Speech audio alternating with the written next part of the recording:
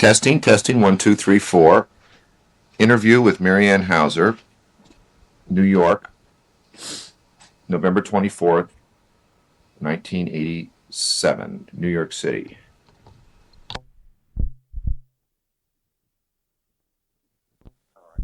All right. Yes. But he's supposedly wants to write a doctor's thesis. But by supposedly, I mean he wants to do it, but it's always a long process, you know.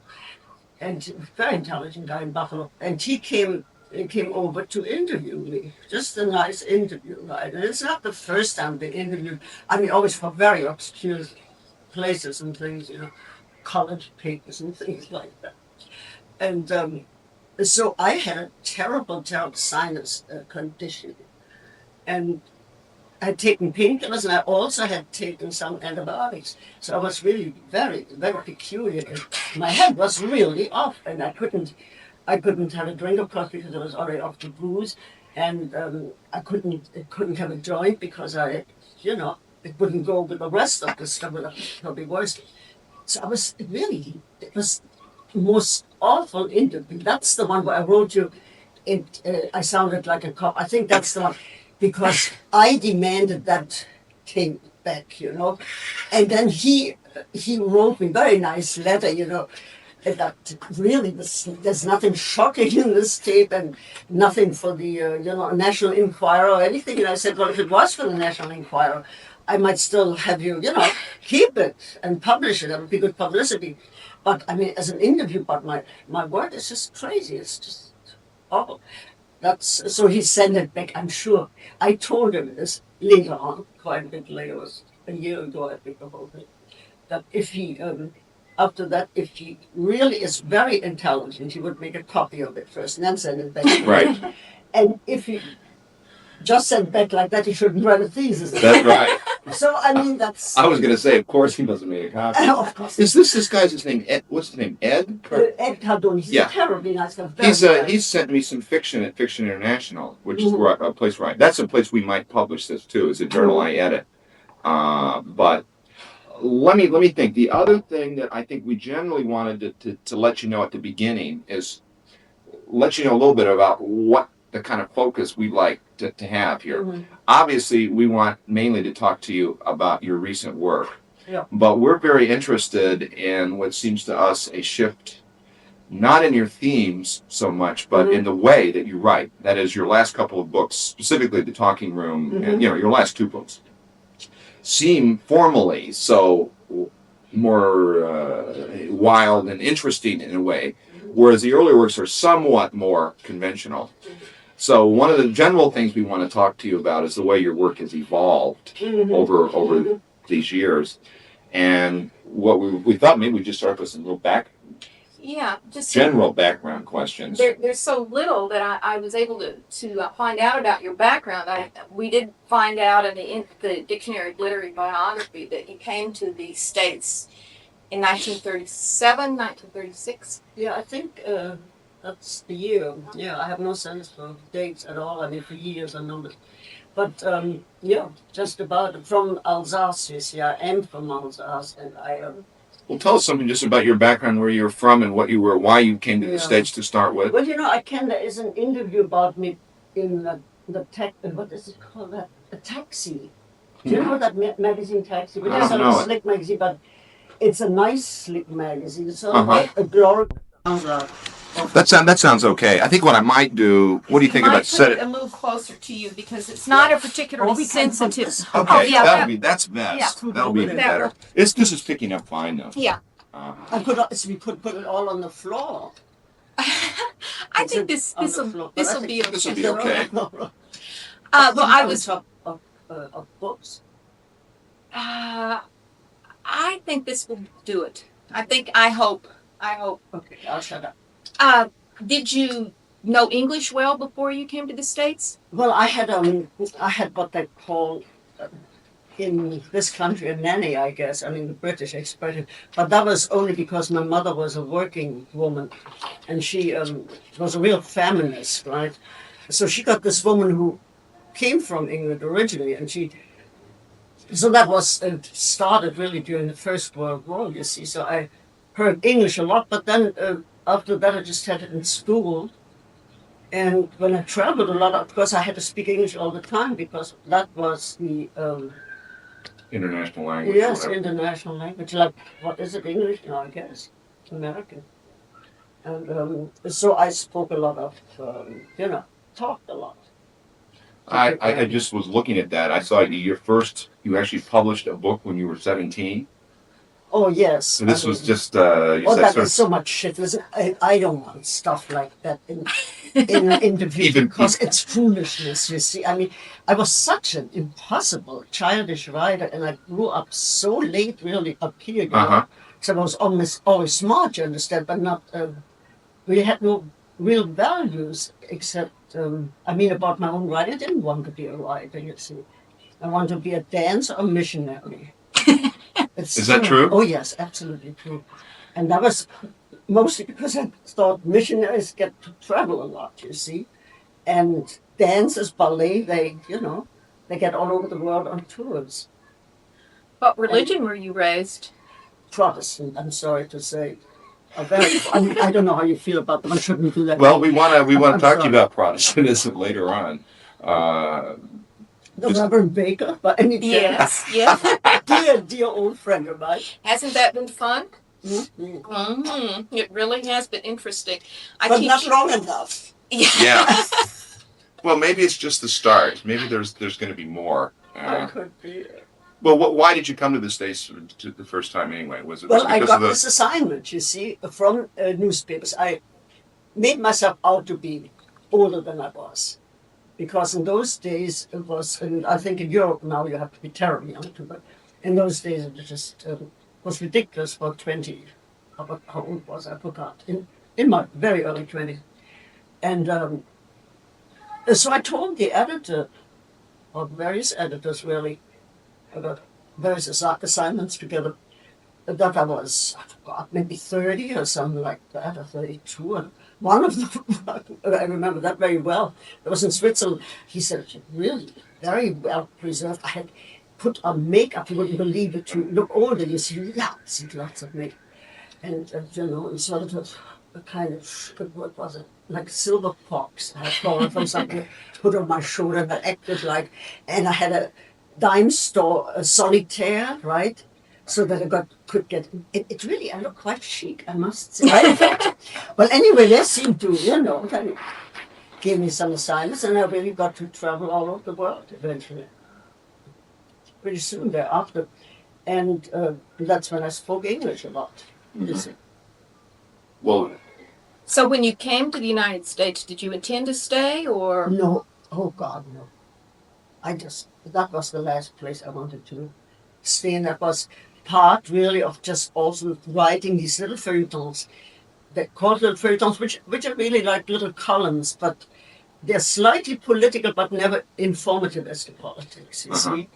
And one thing which I did, one assignment was for the Nouvelle Littéraire, but the other one was for the Basler National Zeitung, which is a very, very liberal paper for those days.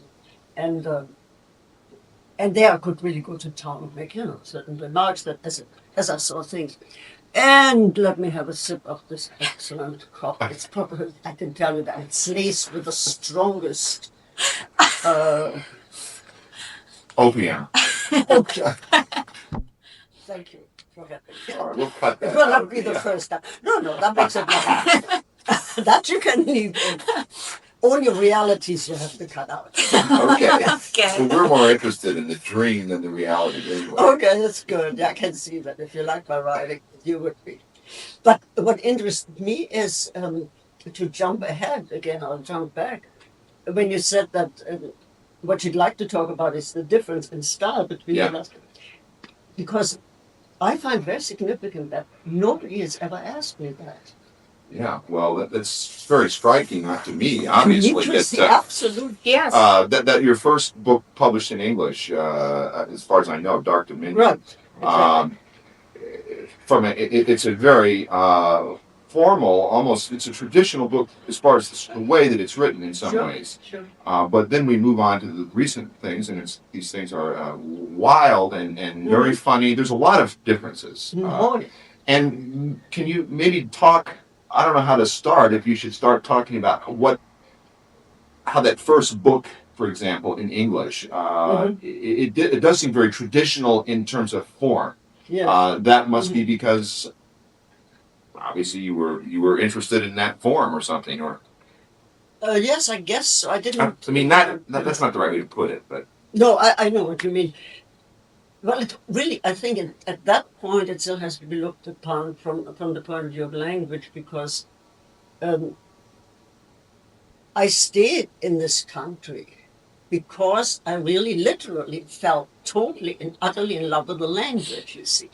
Because it is a language where you can, I mean, English is so extraordinary because you can write the best poetry. I really think the best poetry is in English, absolutely.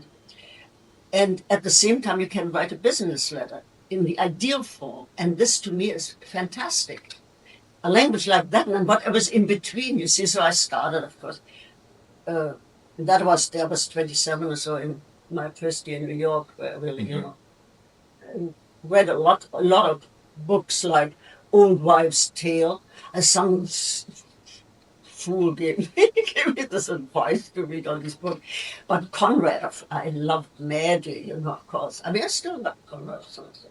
But, I mean, the language was just incredible to me. Then I read it aloud to myself. I read 4 Conrad novels aloud to myself because I thought it was so beautiful, And I had this little room up on, very close to Riverside Drive, 116th Street. You could look across the Hudson, and that was quite beautiful.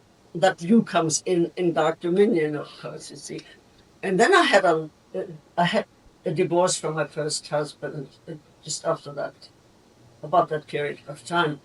And then I had an affair with a guy who influenced me very much as to people, I should say. He was himself rather average. He was a very neurotic psychoanalyst, what they now would call a psychotherapist. And he was a Rank student, right? And still worked with Rank and had sessions, was analyzed by Rank still, and. But at the same time, I thought he was a wonderful lover, and I was crazy about him. And he was a little bit like this Dr. Spine. I can talk that way about him now because he's dead. That's always nice. That's the only nice thing about them people. Of course, in contrast to what the Latins thought. But it was quite interesting, the whole thing.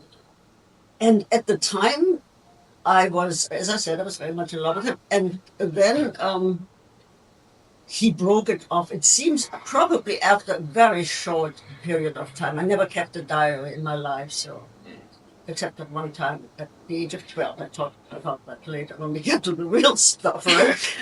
But it was just very strange when he broke it off. I was desperate.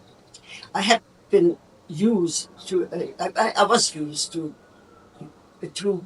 just breaking off of the relationship, right? And I got away from that first marriage of mine, and I had in between, I had other affairs and all that stuff. It was just stupid things, and then you enjoy it, I don't know, all very dumb. And really, I mean, but lots of people are like that. So I was desperate. I really considered suicide, and I acted as though I with him when he was very rational, and he looked very nice. I had photos someplace, a big shoebox, but he was really, strong. I must understand that, maybe. Now the interesting thing is that at the time I was very much, I thought, in love with him. It was a kind of really physical thing. Almost 90% of it said, I could not, first of all, my ego couldn't stand the idea, I guess, that I was just ditched, right? I couldn't stand that. So I thought, well, I'm going to kill myself. And I stood This is all so crazy. I don't know why I'm telling you that. Yeah. But it's connected to Star It's- Dominion. I haven't thought of this in years.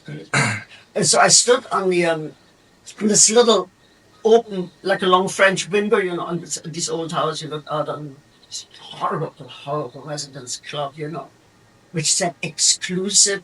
And I thought that meant really exclusively beautiful, very cheap, Mm-hmm. All right, one lives and learns. But anyway, I looked down there and I thought, I can't throw myself from the, what was it, 16th floor. It'll make a mess. And the possibility of still being alive and the pain. So what I did was, I thought cutting my wrists, this seems to be, a very common thing to do in the matters of suicide. So I tried to find my pulse and I couldn't find it for almost an hour. So when I finally found it, I was very excited. I put a little chart note there, trust. So I would find it. And then I didn't know if the razor was sharp enough. And then, of course, I didn't have a private bath in what they call residence club near Columbia. You see. They had a sort of a common bathroom. And then I wanted to run a bath, I said, I'll wait first, and, with that shit. And then I tried to find my other pulse, too, because I would be safer to cut both. So I didn't know really how to do it, and I don't know if the razor really was sharp enough. But I didn't, it wasn't really sort of a big thing else. I would remember differently. I need some water. Oh, The water! Dying of thirst. No, I know where it is. you know where it is? Yeah. Now let me make sure I get the chronology of this right now. Was this before you wrote Dr. Minion or after? Okay, this is before I was going to say. Otherwise, it was too strange. Oh, I'm not Molinaro. Molinaro has during such cultures. Yeah. Yeah. But no, it's not. I was going to say, otherwise, as you were telling this, I was thinking, well, this is weird because it seemed like it must have come before, but I, for some reason, thought it was That's all right, well, back. Okay, while you're doing that, I'm just going to pour one more touch of wine. Oh, but it's, where it is. Yeah.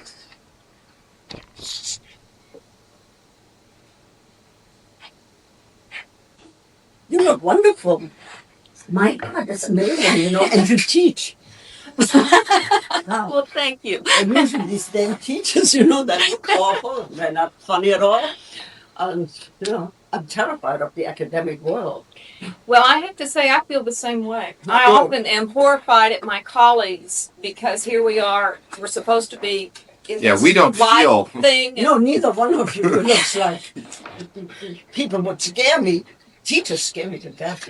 Even people who look like teachers. I know. Teachers scare me. I can't talk. And that's the whole 1980s, it seems like, everybody walking around looking like a lawyer or teachers or... Yeah. Oh, isn't it awful? Well, it's really tough. all right, now you're what? Now you're on the under brink of suicide. And you, Oh, we're in the midst of the suicide contemplation. So, how was it really? Let me see. Yes, I took my time with the damn thing. And I didn't even think much about this guy whose first name, no, that one, we should give it his dead, No? now you're talking about your first husband? No, No. Oh, this Silence. guy. Okay, right. You see, I'm a little disjointed because that's age. You jump from one thing to the other. And I've Mhm. always jumped from one thing to the Mhm. other, so it gets worse. Never better. Don't let anybody Well, tell you get Maybe better. it's You not get a only bad worse. thing for fiction, for your fiction. Well, in a it seems to certain be way. quite positive, yeah. Don't say, it's always dry. You wake up. It's disgusting. Well, anyway, so what happened? Nothing happened. That's the point. Telephone rang. I didn't have a telephone in the book. It was out in the hall. Somebody said, "Oh, Marianne, there's a telephone call for you." And so I went. And there was somebody I liked to talk to, and so I said, "Oh yes, why don't you come up?" He asked me what I was doing. Couldn't say I was contemplating suicide. So I gave the whole thing up. Right at that point, I thought I can't wait to see how it is. And then it came to me, why not call up Otto Rank? Because I knew that this Otto Rank, whom I had never met, and about whom I knew nothing except through this Thomas Spine, shall we call him, probably had told my lover, well, let's give him a name now, Harry. Our second name is a secret, and maybe Harry. Tom, Dick, and Harry. And so that he had probably said, listen, that woman isn't for you, you know. And indeed he was not, because at that time I felt, my God, because he was talking about marriage, right? And I thought, but I didn't say it. I said, God, he is so, you know, WNYC or something, whatever it's called. NYC, what is it called? You know, YMCH. That's what it's called. Maybe. Anyway, he's not my type, really, you know, but he's so wonderful, you know, because I didn't know anything about sex. That's the whole point. And so I called up Rank. You know, that was a day or so after this contemplation of suicide. I thought, well, I can put that off, you know. I'll call him up first, see who can handle this. Less bloody way. I didn't think that, but I guess that's what the situation was.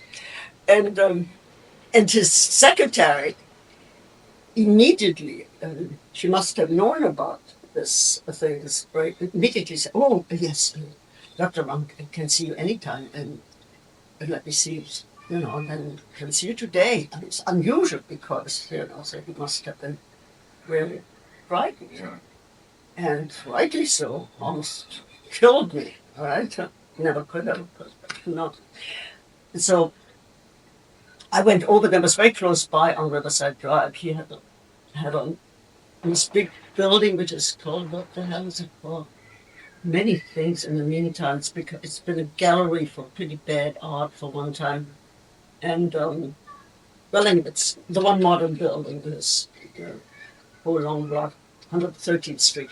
So I went up to his place and I talked about, you know, this in general, but I'm very disturbed because you know, then I just said to him, well, it's probably because you know, I told him what you advised him. He said, well, I'm never does advice, but don't you think I did the right thing? It came to me. So that in the back, terrible right guy, by the way. Much, of course, brilliant, absolutely brilliant man. And it came to me, my God, of course he did. But I said, well, I was about to commit suicide. And I said, this is terrible. And he said, well, you know, some people commit suicide, others don't, you know. And I asked him then, I said, I'm even going crazy. And that, you know, like people, this is possible too. Now, this attitude was wonderful, you see. Yeah. I loved that. Mm-hmm. Yeah. I mean, something. Taking it. Totally, anything is possible. But in that case, everything's okay, you see. Yeah. And, well, this ended up with that I asked him, if I had the money, I would like to be analyzed. And he said, you shouldn't. And, you know, then he first asked, are you working? And I said, well, I'm working on a short story. And he said, well, if you're working, why ruin that? And I said, well, but then he told me a little about his ideas the first day about analysis. That he said, basically, unless you really have some physical demonstration of that, as an example, you can't cross that street. You see, just cannot. One might do something, but the other things he said are just a waste of time usually. And I said, well, you probably say that because I have no money. And he said, well, if you pay me $2, I can always see you and you can talk to me, but don't consider this in any way, any therapy or anything. Nothing like that, because I'm not going to do that with you. And she had really had my numbers so fast. It's amazing, you know. And then I did go and see him a couple of times, told him dreams, and it's quite wonderful. And later I found out that this wonderful son of a bitch, what he really was doing, he was trying to write another book like Art and Artist, which is a very great book of his. Another one about the creative mind and dream, and so that's why he, you know, this was for him. He was using you too. Yeah, and I paid him $2, which he sort of So I didn't feel, he didn't. Yeah. He was reading, right. Co-opted your dreams. Yeah, that's true. That's funny. Well, anyway, and in fact, he died very young and of a kidney infection. I read this biography here, which is very well written Huh. and Huh. gives an interesting, picture of the. Well, one of the things he was driving at, though, was that, we wondered, there was one sense in which we felt maybe you had been psychoanalyzed, but on the other hand, there was something about the way you use dreams and that does not fit into any kind of It's Freudian, it's not an attempt to extract meaning from dreams. It's just the experience of them as Right, as a really as something that's real and that happens. Right. But was he suggesting that being psychoanalyzed in some ways was not good for you as an artist? Yeah. Well, probably for me. Uh-huh. Who knows, you see? He said, well, if you want to write, don't get analyzed, you see? But several writers I've talked to have said that they distrust psychoanalysis because it's an effort to straighten out a lot of things inside you that are very important for artists. That's what artists draw on, and that if you make that all, I don't know, totally understand it, or you don't have that access to it as a writer. Yes, it doesn't make sense. I didn't know it at the time, and there's one important thing I mustn't forget to tell you. This I haven't told this to anybody either, except that my son knows about this because he's interested in that stuff. That actually, when I wrote out Dominion finally, I never had read anything by Freud. All I knew about analysis was really, didn't learn anything about analysis from Rank, who was so anti-Freud that I totally had broken away from Freud. Right. All I knew was from Harry and Harry. This wasn't really knowing anything. So, and I didn't want to read the interpretation of dreams, and I didn't want to look into all the technical aspects, you see. But it's very strange because people always assume that I knew very closely familiar with all these jargon and everything else. Well, anyway, I was starting to write that book when Rank was still alive, and I showed him the first draft, which was basically very much as the last draft. But I asked him, I said, I want you to correct or mark anything that is just wrong psychoanalytically. I don't want to be the fool of myself. And he said, he read the thing, he liked it very much. And he said, there's nothing, nothing wrong at all. On the contrary, it's very, very true. There's nothing I can add to it. And I said, well, I have to rewrite it anyway, probably. And he didn't think so. And unfortunately, I burned the first draft. Isn't that dumb? Yeah. Isn't that dumb? Really could have sold it. Yeah. I mean, really, it's so stupid. And I sent it, I think I got what do you call an agent, and McIntosh and Otis at the time. I don't know if they still exist. And they sent it around. It had nothing but rejections, but, some people got a positive attitude. And then this woman, Miss McIntosh, said to me, well, I have to give you that manuscript back. And she made this one phrase, and I forget. I was absolutely, it killed me almost. She said, it makes no sense beating a dead horse. Now, to say that to a writer, my part of my life was in this book, And I was totally stunned. I said, yes, that's probably true, Well, these people frighten me very much, agents, publishers, God. Frightened. One thing that struck both of us after we read the things and then looked at your books kind of as a whole, was you got that situation, that first book of somebody, a psychiatrist who doesn't dream, so he's interested in this other form of language, I suppose, dreams. That is, Mm-hmm. and in a lot of your books, there's that kind of ongoing, in a way, criticism of regular language, logical language, Mm-hmm. and an interest in other entryways into people's lives. I don't know if I'm making a question out of this. What did I say? I said just from the beginning, you were obviously interested in waking logic versus dream logic or other forms of were you? Why were you so interested already in dreams? For example, was it something that just in your own life you were? Yes. Has it always been something that's been powerful in your own life? Yes, I think so. I think that's true of most people, isn't it? I mean, dreams are just. But don't you think most people just think of their dreams is not important? It's something kind of vaguely interesting, but I think most people don't take their dreams seriously. Oh yes, that I guess I agree with you on that.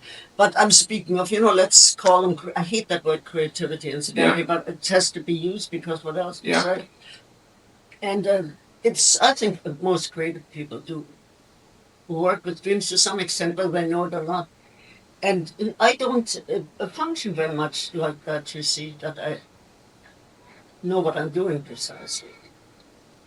Well, it seems like in the last two of your novels, more and more that it's breaking down between the difference between dreams and what's a dream and reality in the narrative itself. Yes. And so we were just curious to know when you're proceeding in a narrative, are you just intuitive as you move through the manuscript? Do you think you move in a dreamlike way as you compose it? Are you? This isn't very clear, but yes, it is very clear. One can't really put it more clearly, actually. What can you say? But one can't really answer it either very clearly, because first of all, I don't believe that I work very slowly, very very slowly. I revised constantly. And I had already done that when I did my little feuilletons, for instance, newspaper things. I became increasingly aware of a structure, and it was very good, training for me as a writer. And I don't really know if I think in terms of dream and reality at all, ever, you see. Because it's all one thing as far as I'm concerned.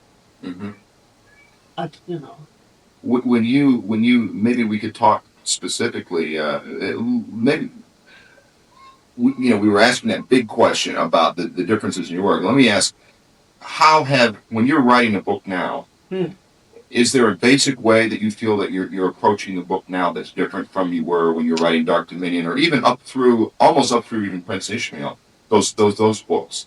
Are you writing differently now? Do you approach it differently, or is it basically the same? Do you think? No, I don't think it is the same. I don't. It's much freer. And I think a big break in that respect came. I was quite aware of that, and not while I was writing it, but later on I was aware of it. A short story in that collection. I don't know if you've seen the collection. A lesson in music, University of Texas Press. There's a story in there which was. It's called One Last Drop for Poor Abu, and which is still in style. It's still there's certain formality, but the formality has already become a big joke. You see, and it's put into the guy's mannerisms and stuff like that. So I think that was the great breaking point. What year was that? And that was I don't know really. I wish I had kept the diary. It's too late. It was still in Kirksville, Missouri. Yeah, we want to talk about that. Oh, yes. Yeah. Was there something going on in your life that made that affected the break in the story, or was it just more purely from the point of view of fiction? You had a breakthrough up here. Was it something that in your personal life? No, I think the novels. Of course, once I had my divorce, which you know, I had a long marriage after Yeah. I stayed in Kirksville. I went away and stuff like that. I came back and it was a very weird marriage. But once I was really had made that definite break because we had many separations before, I had a certain sense of freedom. I didn't feel that I had to be responsible toward anybody or anything. Okay. Except When was that, Marianne? My divorce was about, I don't exactly have this, I have the date somewhere. Okay, I've been in this apartment for 21 years, let's say, Uh-huh. and the other apartment before on Crystal Street for 2 years, Okay. maybe 23 years Okay. ago. Around. See, I'll tell you, we did not know how to ask this question because, of course, we didn't know. But one of the questions that I mentioned to Cindy this morning is, I said, I wonder if when did her husband either die or did she get divorced? And I said, I bet it'd be interesting to know if after that, if this is when this real break happened. Yes. Because this has happened with a couple of other writers I've talked with, Oh, where they're in a marriage that, in a sense, whatever it is, it requires them to, in a way, even creatively, respond in a certain way. And then when that is over, there's a certain freedom that maybe affects their writing. Yes. And it sounds like that might have been the case here. That's why usually when I talk about events, the only things I don't remember dates, I say before marriage or after marriage, like, you know, this year. But it's, you know, must have been 61, 62. Okay. Just about when, so you'd already written Prince Ishmael then. Yeah. Must take me a long time. Takes me as long to write a book as to get it published. Exactly. Really. I mean, just about. It takes me forever to write a book and forever to get it published. Same is true of short stories. I write very, very slowly. Always have. Very, very slowly. All right. Let's talk about it. Let's talk about recently then. When you're working on a story or a novel, you said that it is a different process. It's different now, partly because you're more free. Do you have a structure in mind? In other words, do you get it? What would you say starts a story, or is there a consistent thing? Yes, there is a consistent thing. It's always something that's based on total reality, but it's not that I have to write about this. But the thing itself tells me to. I'm not talking about parapsych. College. Yeah. But I mean, it's a sort of the kind of pressure one feels, and the interest becomes very centralized, and finally becomes, one gets busy writing on it, and these things are so strange with me because that's why I'm so different from other writers in that respect, and that my output is very small too, because I have to be driven to this in order to write at all, else I wouldn't. My early things when I wrote as a kid, you might say, it was just a lot of shit, I mean, cute and all that stuff. So just no sense of literature. Is it a character that you start being interested in, or is it an image? Well, for instance, an image. No. It's usually like in Dark Dominion, I have a typical situation, except that it concerned me very directly, right? Mm-hmm. And in the talking room, of course, it's just a situation that let's take the talking room for instance. I stayed with some people who are not dead and must remain nameless, who were then very, very wonderful people, incidentally. I don't imitate characters at all, but I get something out of it. Something comes out of it. I don't get it out of it. They make it really happen.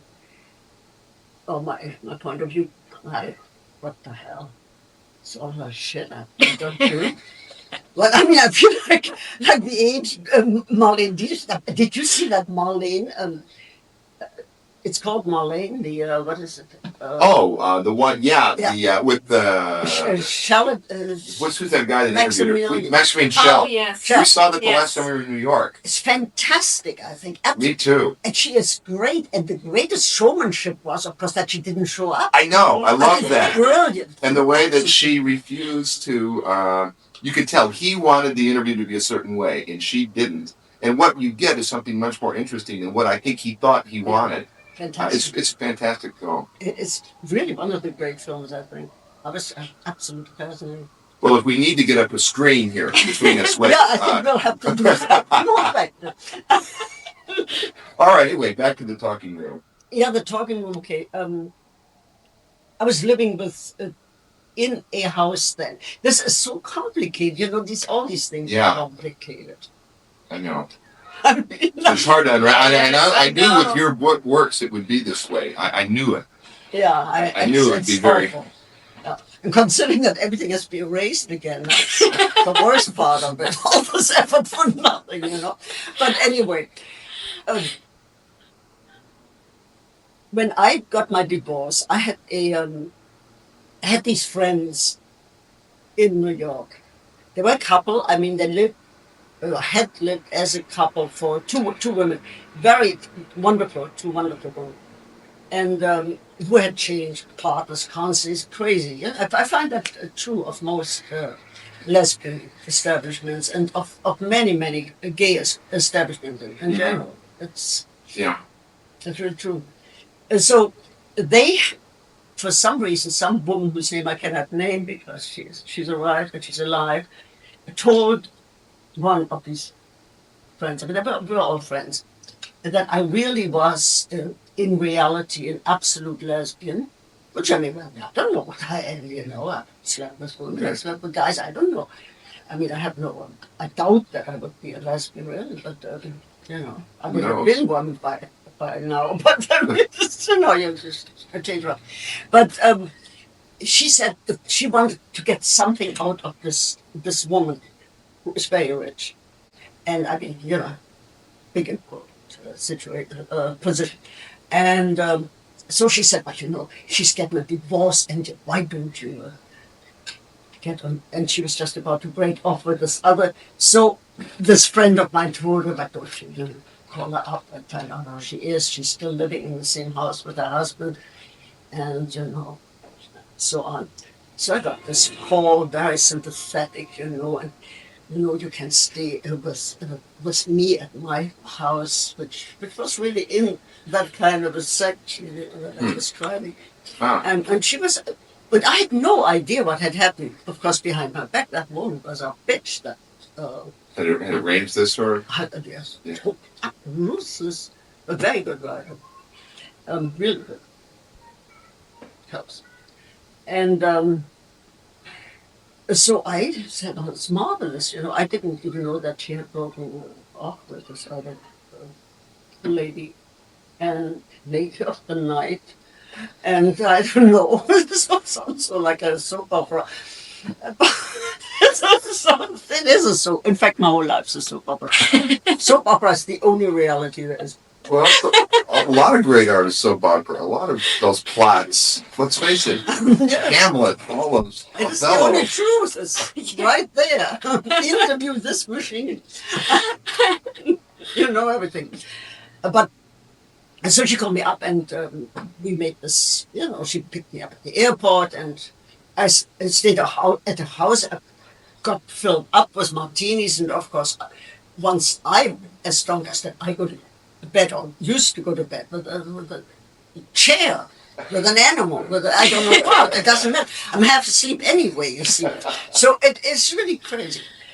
And so she was in bed with me, I knew that, and I must have passed out, and had terrible hangover next day. And then I tried to play the part, and I knew what she, you know, but I couldn't. I mean, I absolutely couldn't play the part.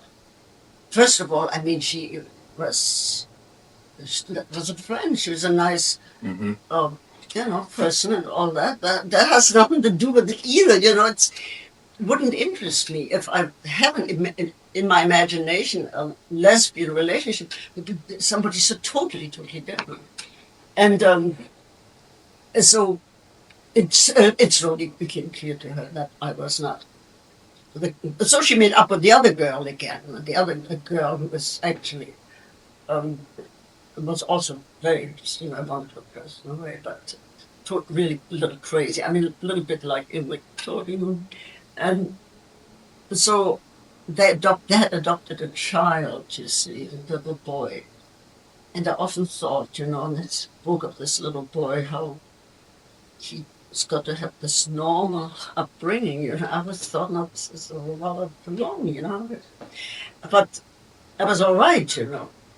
And at that point, I had made it clear to them that I just, went to the country a couple of times together. No, I'd made it clear that there was it's just no way where I can keep on living like that. Would have been supported in grandeur, but I couldn't have been writing, To write, talking would have been way first, you see. That's the trouble. That really is the trouble. It's not a good profession to have. So she, once I had moved away, I was sort of concerned about this thing, you see. So something that started in my head. Mm-hmm. So the situation then, and what about the idea of the point of view? Where did it occur to you that would be the most interesting Well, way? it's always very difficult for me. Like in Prince Ishmael, I didn't know how to present that either, It's your use of point of view in general. We have some specific questions about that, and it's very interesting. Yeah, it is strange. I know, it's very, very difficult. Actually, that's always one thing that's right now I'm a big problem. But never mind that. Okay, so I don't know why, how, and when I decided that. But when I was visiting a cousin of mine, I'm very fond of, in Paris, and I was staying at her house, and she was a big drunk. And I had never been drinking, never in my life drinking when I was working, you see. But I thought, I was full of wine, and then I started, so I thought, who cares? I'll just write. She expects me to do some work, so she wants to hear the typewriter. So I'll write this nonsense. Just put the tape on. Right. So, just tap, tap, tap. And as my son used to say when somebody asked him what your mother does, he was very small, and he said, tap, tap, writing, So, I said, Right. Okay. All right. all right. So let me see what my aging brain can produce. That's true. I mean, So this was the first time that you had ever written anything under where you had been drinking? right, the very first time. And, of course, endlessly many typos. But somehow the whole thing was just wild. And I started almost exactly as the book starts now. Huh. I started with exactly, horrible, typing and messy. So, and then I kept writing on that, and I thought it's fun to write when you're drunk. Like not too smashed, but just have enough wine and so on. And I had about 3/4 of a first draft, which I never really considered as something that meant seriously. I worked over it a little bit when I came back to New York, and then I put it away. I thought it's impossible. I can't write this at all. And I put it away and started on some stories or whatever. And then I had a friend, a long-time friend of mine, a very fine painter, he painted this thing. He died a few years ago. He was Bill Kienbush, what do you call them? Abstract expression, which is supposed to be finished. No more, it doesn't exist anymore. Yeah. Roll it up, burn it. Okay. So he was a very, very literary person. In fact, for a long time he didn't know if he wanted to be a writer or a painter. And he knew all my work, and he said, well, what about, I told him about being drunk and writing and so on. He being drunk himself, so understood. And he said, well, what are you working on? And I said, well, a story. He said, well, what about this? but about that novel, that was a good idea you told me about. Yes, that was impossible. I said, it's an impossible manuscript. He said, well, why don't I look at it? And I said, you can't, because it is impossible. I have made corrections afterwards, also, very strange looking and so on. Well, in fact, I had to papers. I was still teaching at Queen's College and I had papers to correct. So he said, if you can shut up for a few hours and go in there and close the door to correct papers, and I'll read that manuscript and I'll tell you if it's important. He was very, very honest, brutally honest. And so he, after a few hours, he told me this is the best thing you've ever done.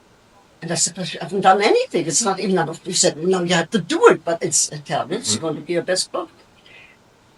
So that gave me this, So it was just lucky, you see. Well, that book is extraordinary. I mean, it's really an extraordinary book. I mean, you can't. I don't. That's. Linda just finished teaching that book about a week ago. Yeah, students are always they always come to class just totally baffled. Mm-hmm. But it's a wonderful book to teach, because once you talk to them a little bit, and once they start thinking about it beyond just the way they normally read things, mm-hmm. they're fascinated that anybody could write a book that way. And I think that book is one of the most feminine books mm-hmm. I've ever read. Mm-hmm. And she said not feminist, but feminine. But feminine. Yeah. The images. And I was really curious how the way that certain images of the moon and the water and ground and all those images just they're the unifying logic in the book. And I was wondering how conscious you were to return again and again to those images, or did it just come out that way? Yeah, that comes out, but it's not that. Usually it's not at all designed in that sense. You don't recognize certain patterns and think, oh, well, this is a good idea, so I'll put it in again. No. Because that's one of the things that students come in and inevitably they don't understand the book. Mm-hmm. And then we just start with something very simple and trace a certain thing, something very, very seems insignificant throughout it. And then they begin looking back to see that a book could be put together that way, and they're always fascinating. Yeah, it's so. Yeah, they are. That is very interesting. They are. Mm-hmm. So when you're moving through a book, for example, like that, let's take that one because we're talking about the recent things. Okay. As you're moving through the book, then did you know where the book was going to end? I mean, do you know? I know plot is not such a central thing in that. Well, I suppose it is central in a certain way, but do you have the overall structure of the book in mind when you're working on the book? You don't, it sounds like. The ending I don't have in mind, no.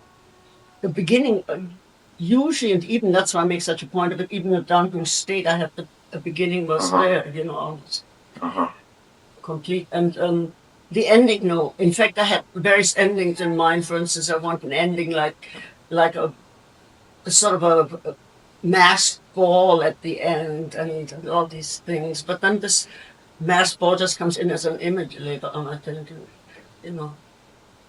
And then I even didn't know about the constant disappearance of Jay, and then her return there is that just suggested itself for something, but in the process of writing. That's such a sad and beautiful moment when she comes stumbling back and B covers her up and watches over her. It's such a that's beautiful. Her mother used. Yes. Yeah, that's it's nice. I still like that book. But that's go ahead. I was also curious. There's so many things ways of looking at that book, that it's all a dream, that it's being narrated by someone who is yet to be born. Then you can look at it, I suppose, on a more realistic level, although that's always kind of pushing it. I was wondering, when you are writing, do you have do you juggle these ambiguities in your own mind, or do you have a sense of, yes, this is a book that is essentially a dream and not real characters? What is your relationship to the characters? Do you think of them as real when you're working? They're real. They're absolutely. So it's not just I know voices. what they look like. It's not just voices that you're. No. They're people with voices. They're just people in certain situations. It's a puppet play. You see, I loved puppet plays as a child. And in fact, Prince Ishmael, to go back a few hundred years, that's a long time ago that he heard that. It's, when I was very small, I had a puppet, I thought of a puppet play. And say, could you provide me with some, I'm too lazy to get up now, could you provide me with some cold water? I would be happy to. Thank you very, very much. And I wrote this puppet play about Caspar Hauser because I knew the legend which my uncle, who was a mathematician, had told me. A wonderful guy, who influenced my whole life. And this puppet play, my sister made the puppet, she's an artist, and older than I. And then I acted this out, real thunder and lightning, just wild noises, and I did some other small film. And then I read about Caspar Hauser. There was a book out about some source material about the man. Yeah, I've got a couple of those books. Yeah. Very interesting story, and I identify increasingly with him. Okay, one of the things I want later, we haven't gotten to the whole way you see yourself, for example, as an expatriate or something like that, or Caspar Hauser, how you identify with him. But that's an aside, but I wondered if you identify with him in some way. Totally. I must, to a point, I knew you must have. Yeah. Because even at 12 to 14 or so, thank you very much, when I read this book and bits of source material were put together, it's easily understood. I was no moron, of course, I was not a literary child. And I started making notes at the margin, underlining things. And what do you think it was that struck you? Why did you identify so much? Just a sense of the outcast? Why was it that you identified? It's such a fascinating story. It's a central story, I think, in Western. So many people return to that idea. Yeah. Why do you think you were responding that way? I don't know. I guess, first of all, it's typical for a child to identify with a character like the gypsy child that is found, It might be a prince. Yes, might be a prince. And the children goes through fairy tales, it goes through fantasies of people, at a certain age. I think so everybody does that. And then I also had always very much being Alsatian, which had been politically, of course, a football. Because, Yeah. The people had, which is I consider a very great plus, had no roots, basically. And this whole Alsatian patriotism was so, it's like in the short story, the Allons Enfants, which builds up my father, for instance, was among the separatists. We have to have a separate insanity, of course, because Alsace could never, stand on its own. It didn't have the resources, chemical resources, and so on. But so I think not to have roots. I found it wonderful. But at the same time, you feel lost, you see, especially as a child. And my mother was always working. My father was, a patent attorney. And she had a very, very, very strange background, which would be an interview with a ghost. I can get a ghost back wherever she may reside, and she can talk about herself very well. But anyway, very strange. And so she was never there, you see. And I was the youngest of three. Older sister died, and I cried. I was told that I cried more than any child that anybody had ever known.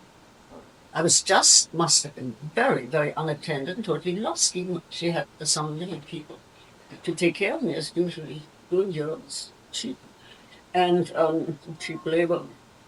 But I just it took a long time. And now I rarely cry at all. I haven't cried except when I cried, I was so afraid I would never stop, this kind of Yes. thing. Also.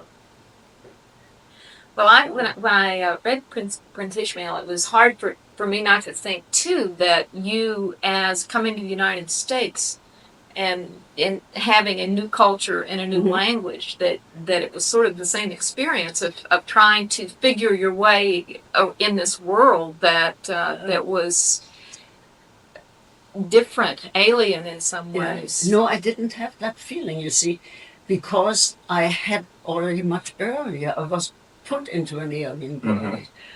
Maybe by being by being an Alsatian, by being pretty unattended, and by being sort of a nut to begin with, I mean, it was different, a little different. And Well, what do you think was it then later on when you went back to write this book? How did you link up with this Caspar Hauser figure imaginatively? You said you totally identified with him later on too, with your writing the book. yes. Well, what do you think that was? Well, that was really almost something. I mean, after having done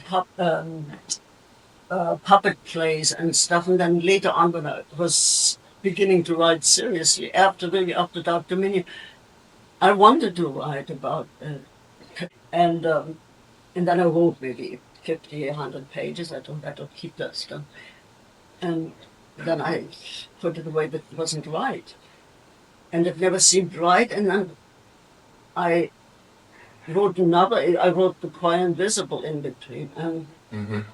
So as you started Caspar Hauser, and then you put that oh aside, yes, and then and then I made many, many starts, and one that I called The Big Fish, and also the Strays. I was in the third person.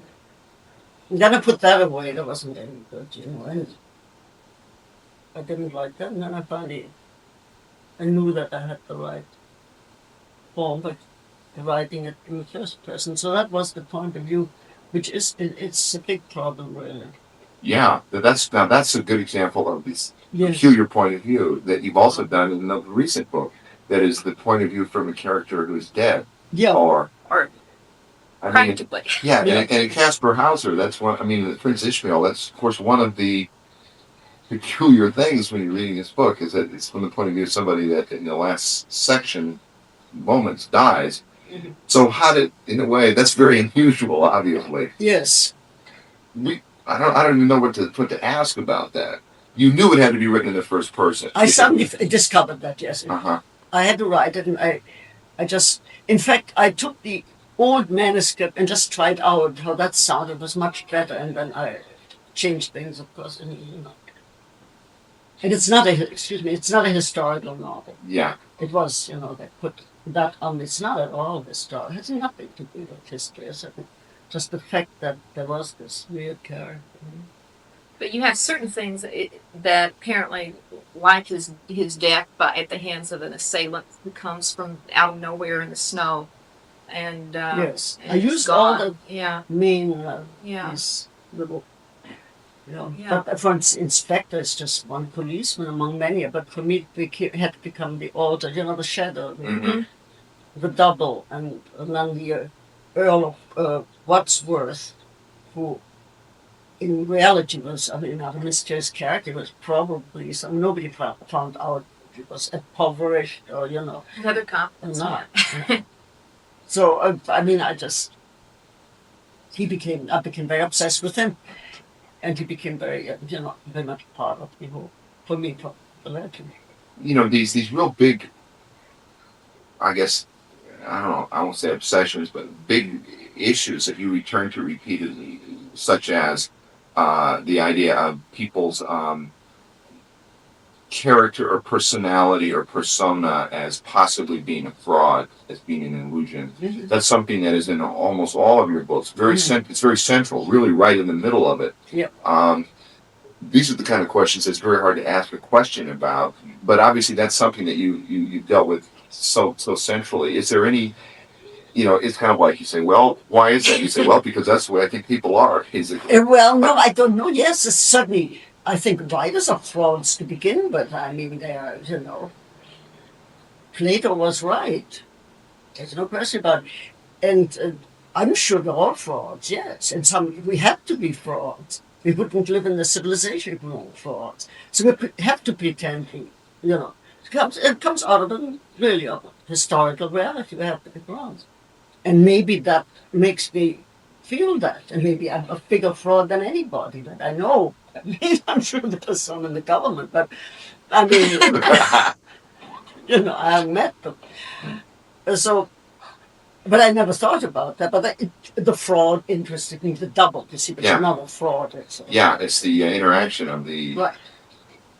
Yeah. It's interesting to me the way your books, in a way, it's almost like Nabokov, and I wanted to ask you about him, if he was somebody that was a specific, if you admired him, or there were reasons that I thought you might, but you present, there are ways in which your books, as you're reading them, you almost seem to be playing with the reader's awareness that this is a fraud, that this is a fiction, that they're working. Is that something you've done consciously, that is presenting your works as artifices in a certain way?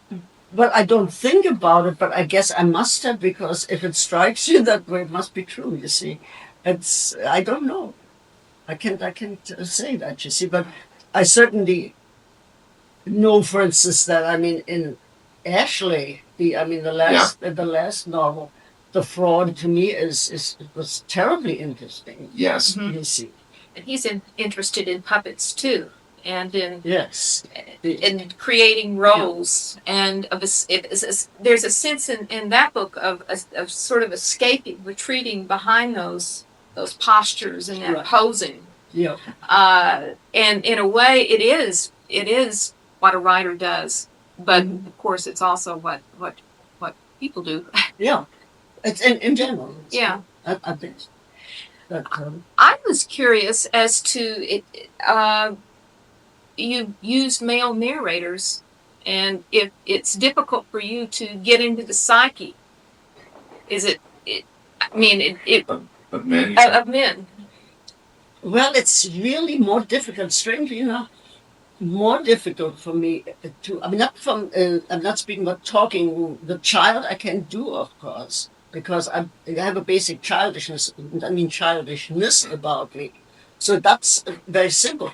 But to be a grown-up woman, you understand, who tells something in the first person is extremely... I'm trying that right now. You see, I'm working on a new novel, and I have been for quite... it always takes me forever. I don't live that long, I guess, but that's... you take your chances. But what can you do? And it's very difficult for me to... Well, if I speak... through a man, first of all, I don't think the differences are that great between a man and a woman. I just don't believe it, you see. Except there are biological differences and there are attitudes and so on, but basically they're people. Everybody's people, and same bunch of crazies. So it's not artificial for me at all, you see, or it's not an effort, but it comes natural. It wouldn't have occurred to me to tell the story in Dr. Minion from Beatrice's point of view. Or from Gwen's point of view. Yeah, so that's something that interested me very much, as to your choice of giving the narration to the males as maybe a way of distancing further another kind of face, another kind of self out there. Yes, it could be.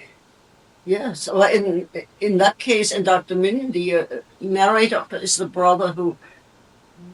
I would have written that book. I would write that book today very differently. I mean, it's the whole incest thing, of course, and so on.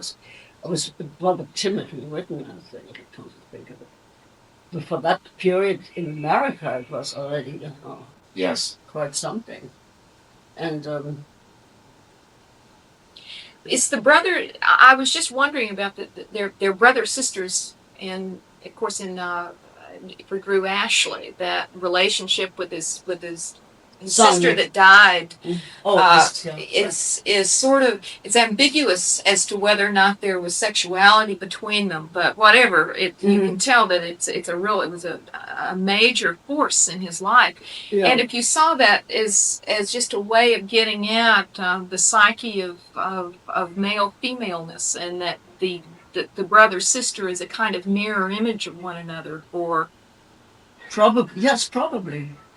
Most likely. I don't know. That I wouldn't, it wouldn't be consciously done. But, yeah, I guess so.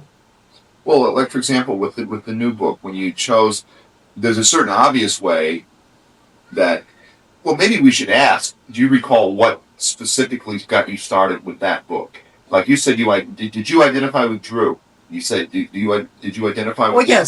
Oh, yes. He was a very dear old friend of mine, a total bastard, but he was In real life. in real life. He's dead now. Yeah. So that's what got that started, in a sense, was that this other person is the real person. Right. That I couldn't make up a thing like that, because you can always get that out of real life, so to speak.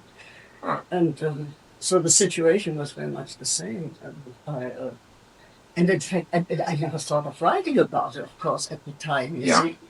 And in fact, he told me once, listen, why don't you write about me? I dare you, write my story. I can never finish my book.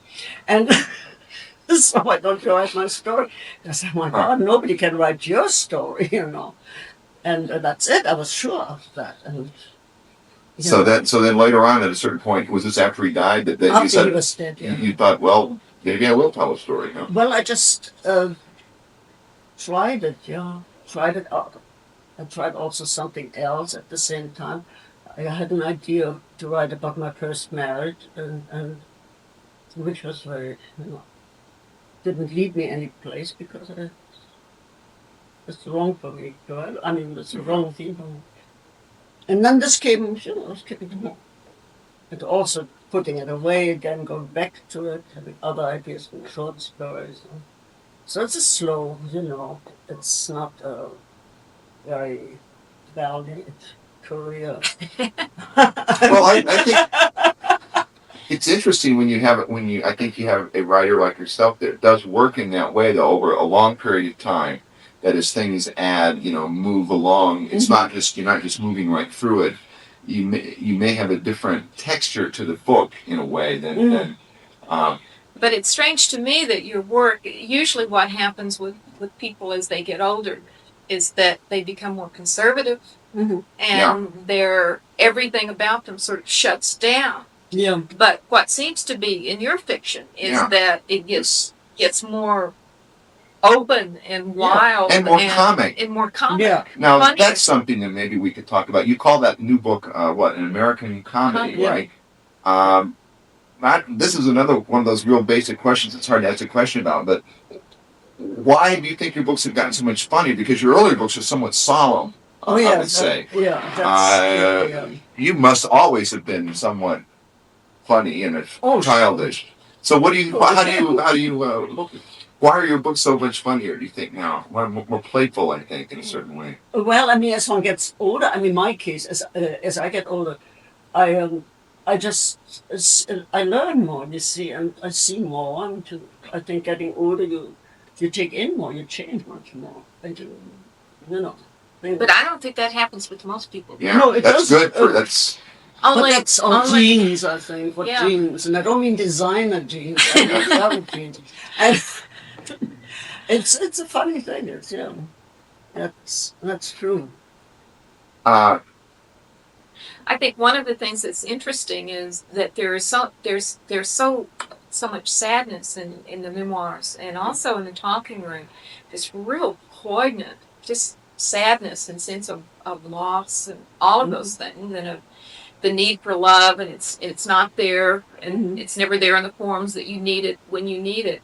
But it's at the same time that the books, I think, are really sad, beautifully sad. They're so amusing, and your characters make such good jokes and silly jokes. Yeah. you just have a kind of free hand with American idiom and the way you pull in things, all the rhymes and the puns and all of that stuff is so much more than in your earlier work.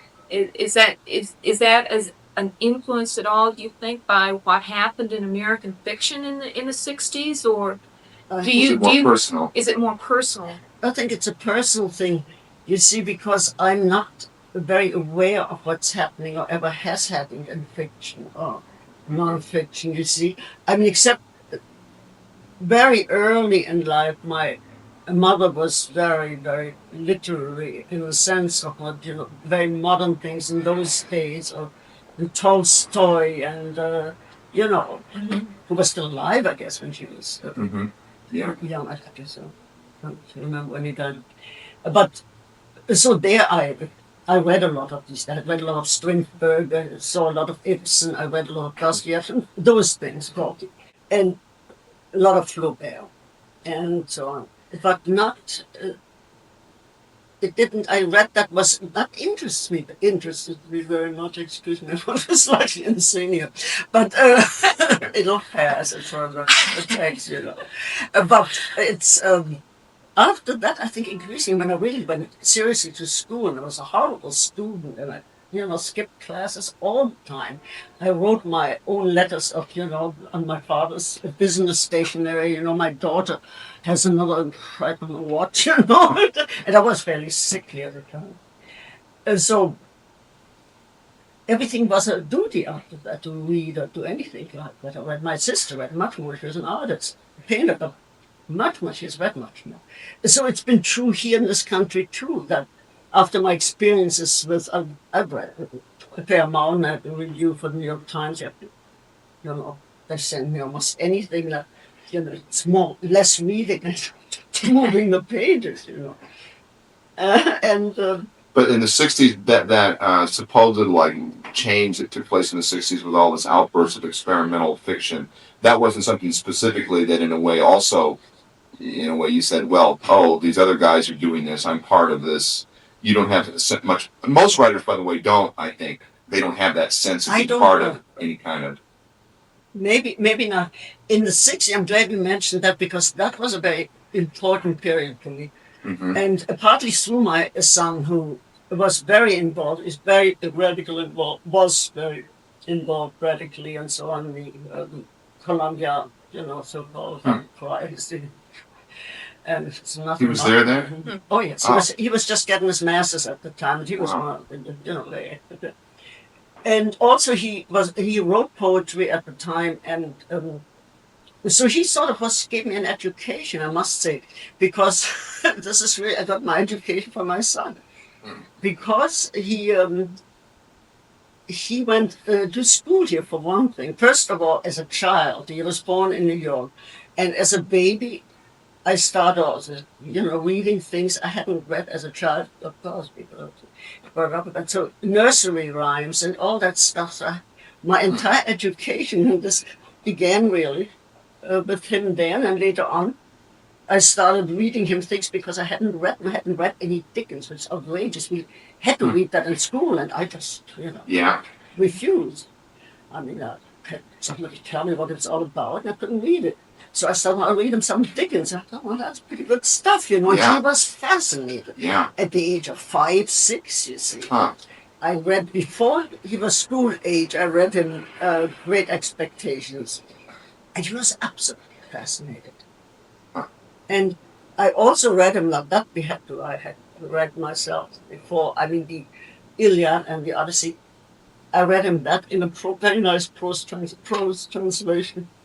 I forgot who did it in the prose translation. It's very nice, and especially to read to a child.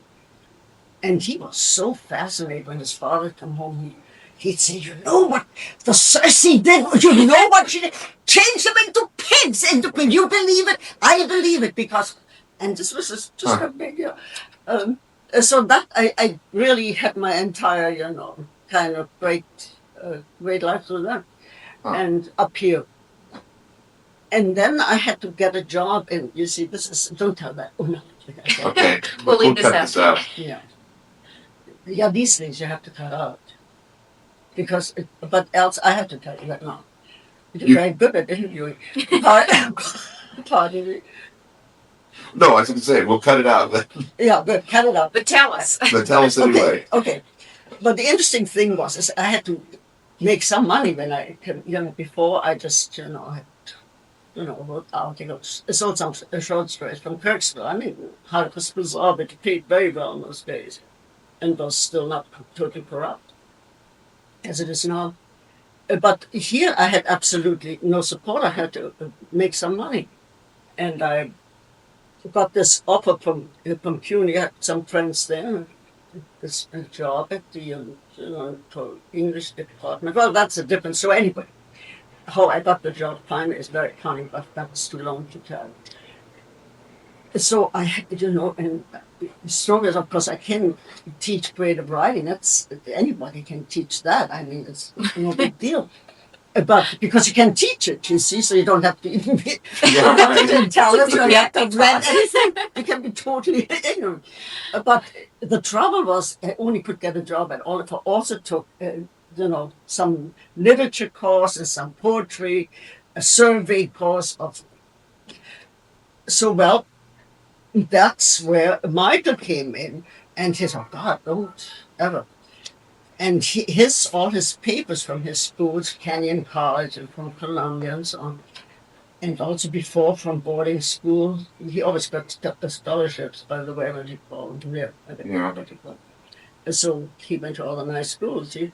And so he had all these papers, and I asked him at one point, I said, "Well, how are we going to do that?" And he said, "Listen, it's easy here. You have to thank God I've kept this all. I haven't thrown it away. I take all these. That's what they want. That's what the teachers want. That's what." So I went through this marvelous expression I hadn't even heard of, because I supposedly skipped all the courses at university, you see. Mm-hmm. I just was, It's like me. you can't go to that kind of thing, First I studied law, but that's another story, to please my father. Was this in the in Alsace or? Yeah, I studied law. Huh. Yeah, I can't imagine that, Marianne. I couldn't either, but since I always got out of the class and then had some students, since it's not as much supervised in schools as it is here at universities, you just ask a student at the end, the professor has to sign your little book, and so you just, I was sick or something, so attending that course,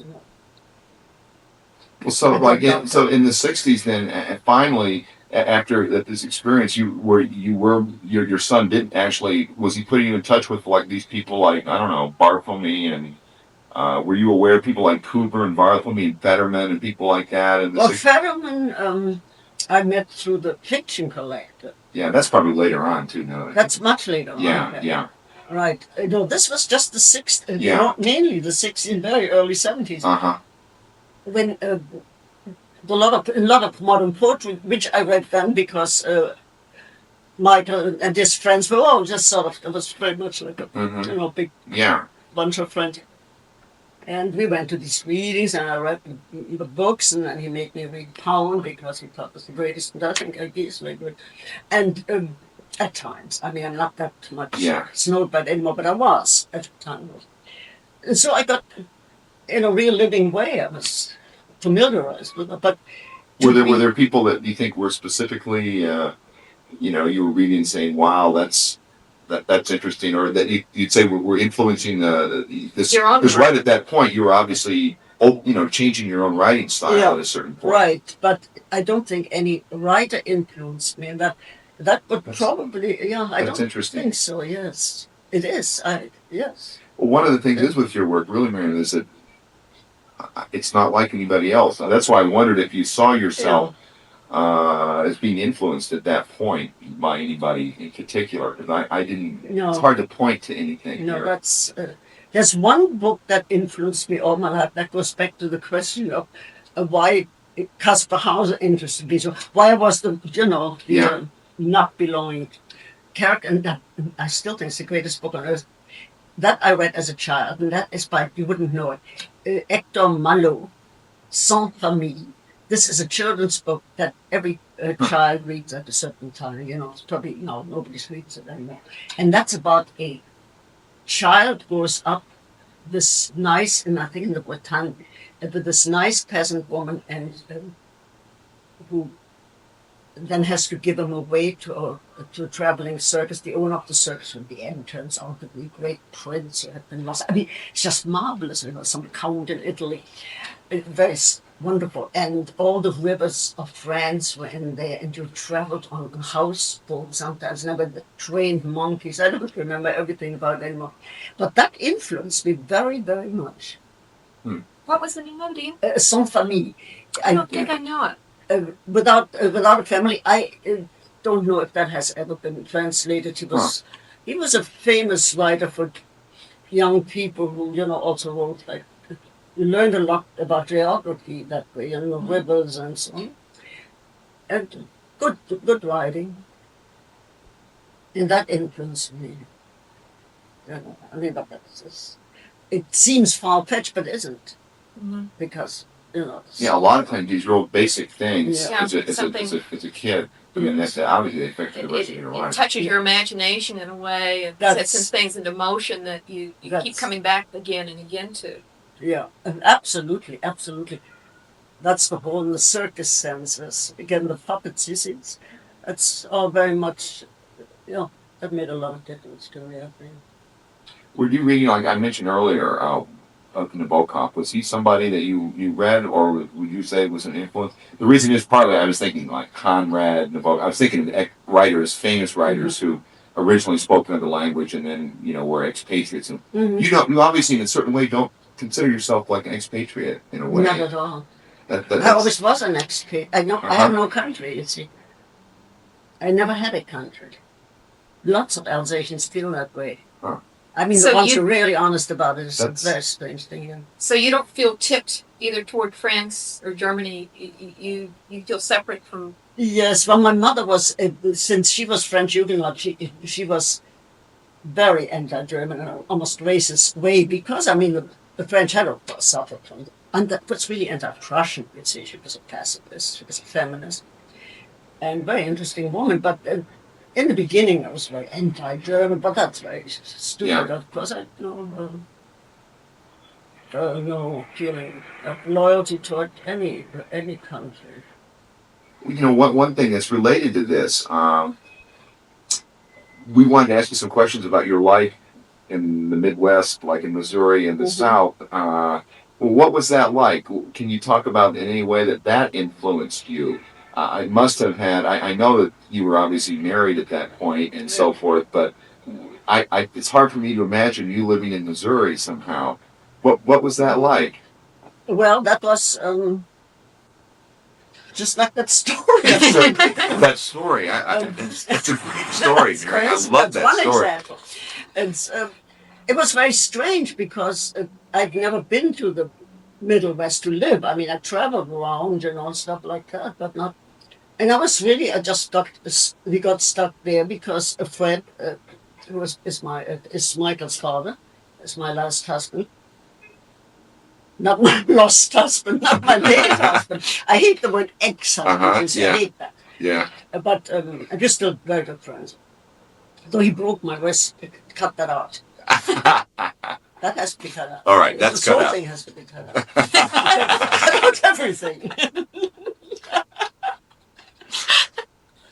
Oh my God! But anyway, You're going to be in the National Enquirer. I hate to tell you now. The real truth of the matter is the National Enquirer, the New York that's all Post. right. That's all right. Nobody will believe it anyway. No, nobody believes it. I don't believe Okay. it. God, I really don't believe it sometimes. It's very strange. But he got all right. He got a job at. He's a pianist, a very fine pianist, and he got a job at the Missouri, was then called the Northeast Missouri Teachers College. Now it's Northeast Missouri University. It's all the same. Yeah. But they had a very nice music department. And before he had been teaching at a black college, that was interesting too. And I was in Greensboro, North Carolina. But the Middle West struck me as it was really an adventure. And going from the nearest airport, the school had sent a car to pick us up, Michael, Fred, and me. And the driver sort of tried to perceive that we didn't know the region at all. The driver pointed out various things. And I looked at it, all cornfields, and you see, isn't that town, I guess? I don't remember. I'll never forget the moment when he appointed some shack way out in the cornfields. And he said, and that's where the James brothers used to hang out. And I thought, my God, I said to Frank, listen, did you hear that James? How is that possible? But maybe it's true. But that guy this is unbelievable. You see? And then Michael pipes in, he was just ready for the first grade, and he said, oh my God, where have you been? I mean, that's, don't you know about it? La, la, la, la. So that's my first distinct memory of Bizarre. And then I found it very extraordinary as a discovery, Mm-hmm. Very fantastic, crazy place, You say in a Harper's Bazaar magazine, you say something about it being so gothic that the Midwest, I've forgotten the exact phrase, but something like Gothic is originating in Europe. And I was wondering if you could talk a little bit about what you meant by that. Well, the people, you see, when I wrote this novel finally, there outside, I did a lot of short stories and worked on that novel again, if I have the time to live there. The people and the ramification of people, and I met this guy who was about to die, but lives like forever, And that was, to me, just the whole, I don't know what I meant by Gothic. I said it's probably a stupid word to use. Yeah, it was like Faulkner uses that word for the South. These kinds of bizarre. That story you sent me, Fiction International, is, I don't know what Gothic means either, but it's kind of it's weird, violent. It's weird. It's but at the same time, the thing I really when I read that, I thought that, because that's a sense I always had, because at the same time that the Midwest seems like this all-American, the heartland where everything is very normal, where normalcy is absolutely essential, there seems to be this kind of strange aspect underneath this normalcy that it says something about the character of the American, I think, that you've got this sort of underneath that is on the surface level of logic and progress and productivity and efficiency, but underneath it, it's very odd and filled with contradictions and paradox. Right. Yeah, but you see what is odd about it, actually, which has nothing to do with literature or anything, but the French provincialism in France, for instance, is just, everything is very narrow, and I'm sure the same is true all over the world, but the point, so-called civilized countries. But the point here is all this Puritanism and the pretense, the horrible, much worse much worse than, let's say, Balzac figure who pretends, but it is much more vicious in a way, because they're holding back, you see. And this country is, that is, the horrifying thing, and to me as a writer, of course, the interesting thing about it, fascinating, that what you saw in the Middle West, for instance, houses that had been built, to my feeling, just, it's what they call the cultural drag. Everything is came over much later. You see, like Orson Welles, who showed Julius Caesar for the first time just in front of a brick wall around the time when WPA was producing these things. And I went there with a friend and who was very excited about it. And I said, but my God, that was done in Europe decades ago. You see? And this is true of everything.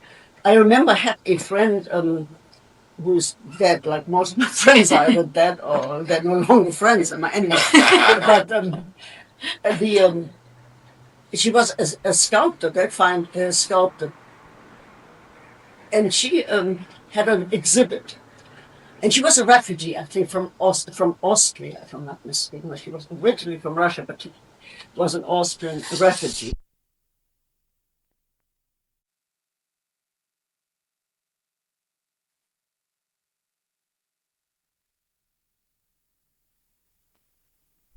I've had him for a couple of semesters, so he must like me, but I don't know why. And he came up last week. I told my class that I was coming to see you. Very good, because a lot of money now. We've got a You can sell couple. it. We've got Prince Ishmael and this one. These are the two first editions we have. We want to get you to sign these later if we Oh, I can. will. I want you to sign your. Oh, okay. It's a deal. We have a signing part. Okay. Yes. Yeah, I go on with interesting. Okay. And the students said, I'd asked the class if anybody had any questions, and they were all kind of shy. No, they just sort of the general things. But this student came up and he said, ask her what poppies mean. Well, the Poppies the mean, flower, yeah, the flowers. The bee wears a dress that has poppies on it. And that is true. Have I used that some other place? Oh, it's throughout the book, Marianne. It's throughout the really? book. All That's kinds funny. of references. Well, what does it mean? I always love poppies. Maybe it's hidden, or I'm a would-be opium addict, maybe. I don't think so. Well, see, now, if you want the teacher's explanation, that's what I told them. I said, well, I suspect it has to do with the dreamy quality, and that poppies are something that's always associated with It probably opium. does. It probably does. And- I'm going to see it. But there's a lot in that book too about war, and I noticed in the memoirs it's that war is a kind of background to the characters. Yes. Yes, but that, of course, that's also the period where I was writing it. That's the period I wrote about. It was the Vietnam War. The war was over, and I wrote it. But I mean, the Ashley book and the other book, of course, the Vietnam War was still on. Mm-hmm. So went on forever, as you remember. It's just insane. So the war background I had, yes. I was wondering if your family, if you had a real, most Europeans do have a more immediate connection with war than we Americans, and if there had been that in your family. Oh, sure. We had, for instance, in Strasbourg, we had the First World War. When it started, I was about not quite 4. Started in 14 in Europe, and not quite 4. I was born in 1910. December the 11th, 77. But I think it influenced me very much. But that is pretty much, if you read the Aux Enfants in the first story, the lead story in the collection, you'll find that, it influenced me very much. And once you've been through the First World War as a child, you see, and that my father really was away all the time, and that's true. And my mother was, absent too because she was keeping up his practice. Mm. And so I'm sure that influenced me very much in the Second World War, because anyone can think was very influenced by that. I thought it was interesting how in the talking room, B listens on the transistor radio, and how you get a sense of the time that book was written. Although it seems so insulated, those voices seem so much tied into that room, but then you have that radio that brings in the body counts. Oh, yes. And it's done in a subtle way, but it's pervasive in the talking room that outside there is this that's going on. Yes. Interesting. Well, I am extricated. We had a very what was going on in there was we had a very complicated social situation that we had to do to extricate ourselves from the situation. There's a woman that she's a good friend of ours, a friend from graduate school. But whenever we come into town, she always comes with us everywhere. And we have another friend that we wanted to spend some time with alone. And she's leaving tomorrow, and we had to do some things to make sure that this other woman. Oh, We yeah. didn't want to spend the evening with her. Sure. That makes us sound too conniving, but We are conniving. Oh, that's good. Well, you should Yeah. spend time with people that you like. Of course. which How are- long do you only have a few days? Really? Yeah. Yes, Yeah. we'll be here through Monday. Uh-huh. Mhm. So that's not very much. Well, what were you just talking about? I heard World War I and World War II. Well, I was just Apocalypse. talking how in particularly the last two books that there's a kind of background. There's Uh-huh. always you never forget that these wars have gone on. And Yeah. have- Even that 666, that 666 manuscript pages Yeah. in that last, it's just a small thing, but it seems like a little ominous Yes. kind of reference. I meant to call the book first 666 as and then the memoirs and stuff, but I left that out. I had more of that 666 in there, but I cut all the Muslims in there. That wasn't a conscious idea. You know, what you said about the Midwest, about the falsity of the people in a certain way, the fake, is also true in what Drew, in a way, says about the South. And you also lived in the South. It was, I guess, a similar kind of... Yes, same feeling. To me, it's, of course, probably just a very one-sided way to look at it, but those things I see very much through European eyes, of course. Mhm. Because the cultural thing, but can't help that Yes. because you cannot suddenly remove yourself from that. That's totally impossible to see. This is just different. To me, this is more different, for instance, strange and culturally in many ways than, let's say, Peru. Huh. Ancient Peru is much closer to me. Huh. Oh, the Mayan culture, Mexico, those places. That's why I said I haven't been back lately to Europe because I feel very much, that when I want to travel and have a chance to travel, then I'd like to go to Central America or to South America. Right now, it's not the time to do that. That's one of the things, too, why I asked that earlier thing about, I know personally you don't feel like an expatriate or something, but that sense of being an outsider looking at American culture is very useful, I think, somebody from another culture. Right. Because whenever I go to another country, you always look at it differently from the people there, because you're always bringing where you're from there. Yes. And I think you can see things in America probably. That story that you sent me to Fiction International, again, it's a small example of this, but you have such a good ear, and you have an ear for language, for one thing. An ear for American idioms that I think is marvelous. Yeah, that's probably true, yes. I have very little, you see, I have very little talent for languages, though this is strange. Huh.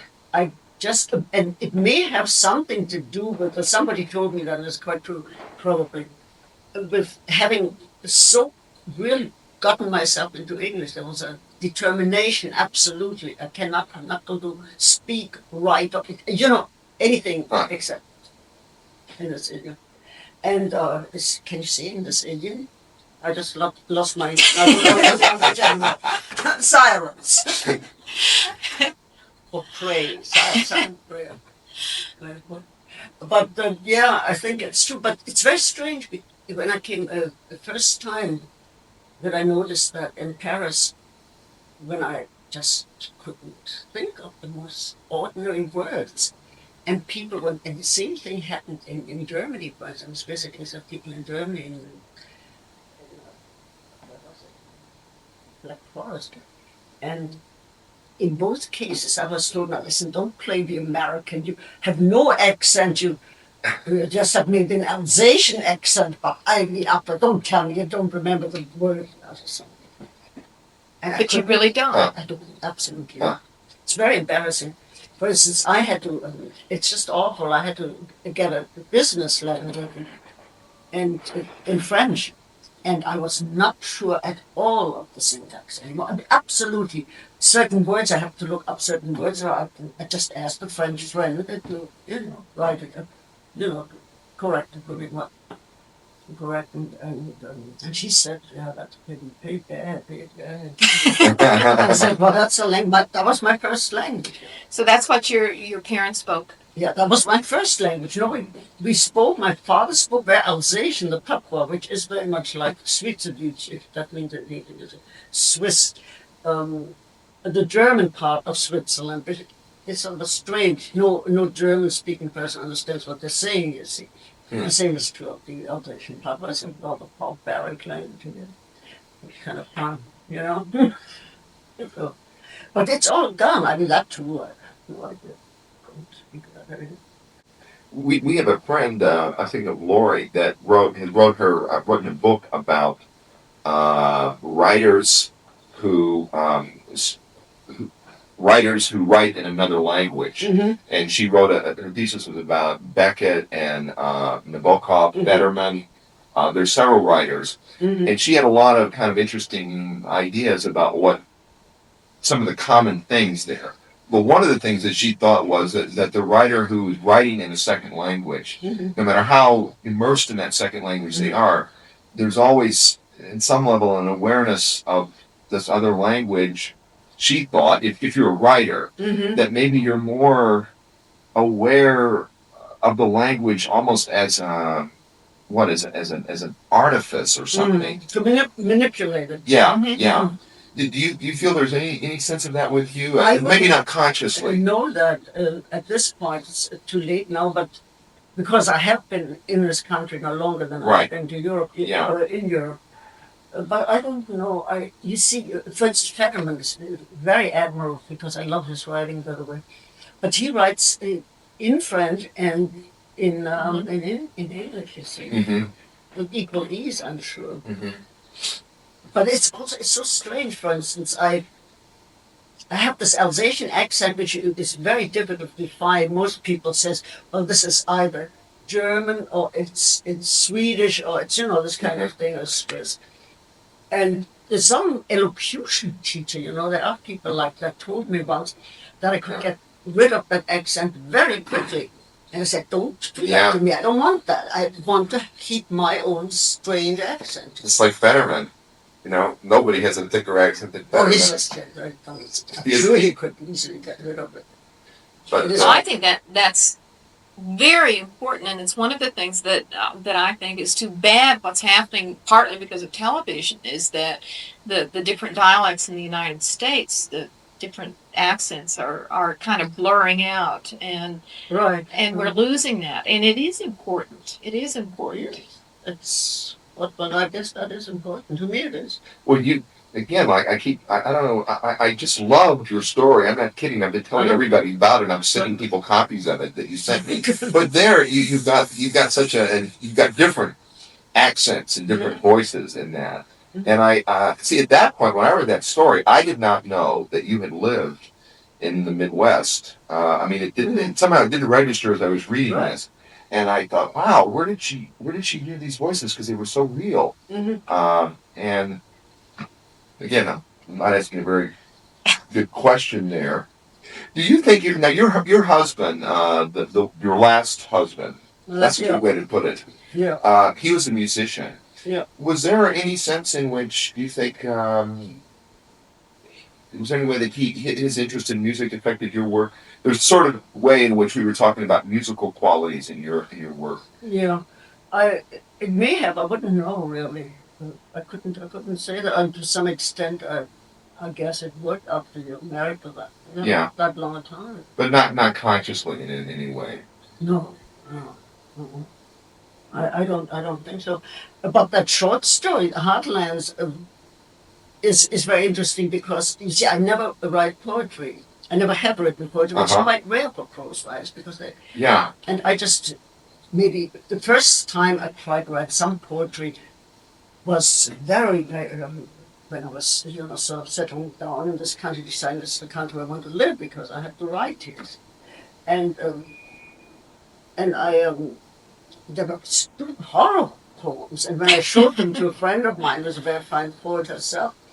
And she said, oh, this is really so stupid, don't do that. I thought, oh, this is unbelievable. I mean, really not bad poetry, it was just unbelievably silly. So, when years later, when I sometimes had an idea but didn't know, I don't make notes in that sense, real notes. And like the diary, I don't believe in that, you see, because it would already be transformed if you make notes. But I sometimes almost unconsciously write, as if it were a poem, let's say it's just visually speaking, Mhm. it's like concrete form, something like that. Yeah. And when I found this small notice in the local paper in Kirksville, Missouri, that that a boy had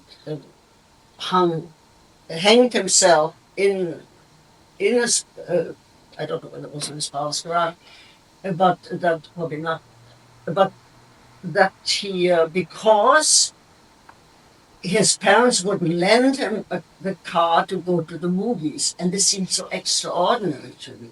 He had just gotten his driver's Yeah. license, and so totally American. I mean, for some reason, there's something much vaster behind that. Yes. But it was just a silly little, nobody ever talked much about. So it happened in a nearby town, I think. And so I made like notes, but it was like a Johnny J. Upjohn Jr. You see, this is the thing that struck me as very poetic. Yeah. And so I wrote, and then I put it away. And I never would have gotten back if I hadn't looked for something else. And I always find something that I really can use when I look for something else. And then I found this note. I mean, it's not this pseudo whole beginning. It's really the whole page. And at first, I'm like, God, why did I write that? And I began to see, I have to write that. That's something totally different. Yeah. But basically same, And that's how this started. Huh. It was a very important story to me to write because it came out of the Midwest, and basically that is the Midwestern experience I had. Yes. Yeah. It's really it's terrific. I can't tell you how much I loved it. As soon as I started reading it, I remember I was sitting in the living room reading it, and I was saying, "This is great." I said, I called Harold Jaffe, who's the co-editor, and I said, "I'm only a few pages into this, but we're definitely accepting it." And I just loved it. And it's gothic, it's poetic, and different too. I mean, in that short piece, there are those different voices, the diary, the different voices in there, and it's very poetic. It's very, and it's violent, it's sexy, it's Marianne Hauser. It's perfect. Yeah, well, I like the story. It's a good story. Do you know when you're starting a piece? Some writers say when they start something, they know this is a short story. Do you know definitely if any of your books started, which you thought were going to be stories, and then they start growing somehow? Usually more like I'm thinking of doing a play, but I'm actually writing some. I know it's a short story, basically, you see, or a novel, but Dr. Minia started as a play. Mm-hmm. It was curious in the memoirs how there are certain points in the novel where Ruth thinks of the dialogue. It thinks of the scene in terms of a play, of making it into a something that he, of course, is under control of, and is directing, and is managing who says what, and all of that. And I was wondering if you'd ever thought of writing a play, if you'd ever done it. I have written 2 plays, and I don't think that basically the ideas are very good, but I don't think they're good. And one was almost performed. Just one of those things, almost, like being almost the president of the United States, And then the last minute they decided against it at Florida University. I mean, it's nothing big deal at all. But it would have been important for me. And then when I reread it some years ago, I didn't think it was very good, really.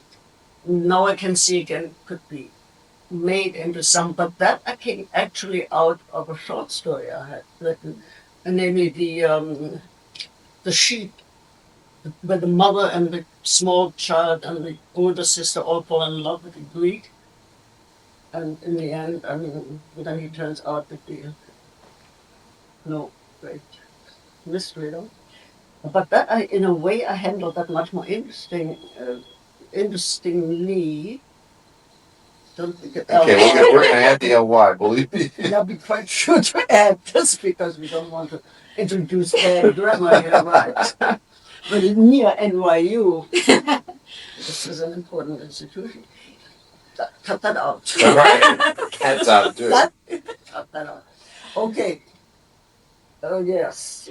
But you do such a wonderful job of capturing personality in dialogue, and I just was curious whether or not you'd ever been tempted to pursue that. And it's so much easier, in some ways, easier than writing a novel.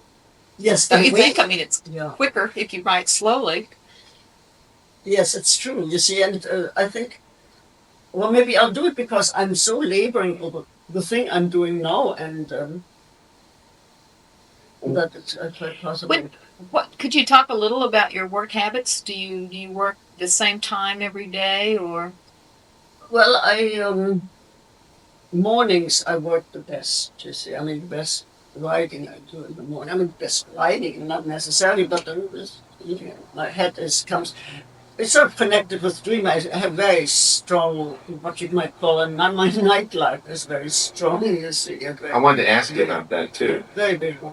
And so I work best in the morning, but now as I get older, I find that I just, things interfere because I do Tai Chi and That's interesting. and I have done that now for the last 12 years, and so my whole pattern has changed a little. So I work at different hours whenever I have time. I still take private students and, and stuff like that. But, Where do you do the Tai Chi? Is it in this neighborhood, or? well, I do it right in this room. That's a sort of Yeah. how much of a neighborhood can you have? I mean, it's almost too much of a neighborhood. Have you done this with Steve Camp, that work? Do you know Steve Camp? Oh, This yes, is a I Tai know. Chi. Yeah. Yes. I think he's a very fine writer. Me too. He's a good friend of ours. Uh-huh. I just saw him this summer. Yeah, he's a Yeah. fine guy. No, I got into this because a student of mine, who was only a very short time student, and I liked her a lot, Carol Chu. She was married to a Chinese. And she had a car, so she was able to drive me into town out of Queens College. You can imagine the subway. I mean, a nightmare, the whole Yeah. 20 years of nightmare. And anyway, she talked about Tai Chi and that her husband was teaching her. And when I had broken my ankle, when I was absolutely sober, I wish to add, on a Sunday morning, having just returned from Peru and just dying to start getting this talking room really into shape now. Yeah. You see, I had a number of drafts already. You see, I had more drafts than I had thoughts. And so I was just on a Sunday morning, I was walking downtown, the financial district, which doesn't have much traffic, downtown on Sunday. And I was brisk, happy. That's when it doesn't fall down, you don't pay attention to Yeah. this. But everything's wonderful, And there was an oil slick, and I slipped on the oil slick, and I sat like this, stupid. Now, if I had been drunk, I wouldn't have done that. Yeah. That speaks for alcoholism. Yes. But it's very much so. But it just was a terrible break and multiple fracture like that. So when that was healing, her husband had all become very close friends, and including her children, fantastic children. And he suggested once this is healed, to do just a little Tai Chi and see how that goes. And so then his wife started Tai Chi too. She never had done it. And we did it here in this room for nanny. I went to regular class with him in the studio. He's a great teacher. Wow. Great. I mean, he's this guy. He brought out this book. That's another form of another discipline, which is not Tai Chi. Wow. And that's himself, you see, on this thing. Mm. Yeah, that's it just came out. What is it called? Ni- Ni Kung. Which is it's a discipline, like it's just Tai Chi is a martial art, really. Except I don't do it as a martial art because as Chu himself said to me, don't you ever learn it because it's just best for you is to scream and run, become a terrible coward, I cannot, my instinct is to run. So Well, that's the best defense, I think. Yeah. I think so, unless you. Well, we wondered if that's interesting that what you're saying, because we wondered, we knew you'd been in India, and that's one of the books we've not read. Is the book, what was the name of it? Shadow Play in India. That Yeah. hasn't been translated, has it? No, that came out in some obscure thing in French, and it came out in German, and no, it's not. Did that grow out of your? We wondered if you were in the Orient and you got really into Eastern. Yes, it came out of a real experience too, but it's I can't consider it a very good Yeah. book anymore. Though, if you remember the name John Hall Wheelock, who his poetry is in every anthology. He was a somewhat old-fashioned poet who died some years ago, but it was very old. And his poetry was old-fashioned but nice, and he was one of the senior editors at Scribner's. So a friend of mine showed him this book, and he wanted to publish it. I wouldn't allow it. I was such an idiot. He wanted to have it translated, and I was so really unbelievable. I still am. I tell you, I do things you would not believe it. Like burn your first draft of Dark Dominion. Yes, things I totally, without really thinking logically about it. And I had no idea how difficult it would be to find a publisher for a thing like that, He was amazed. And I said, notice I don't think like that anymore. I don't.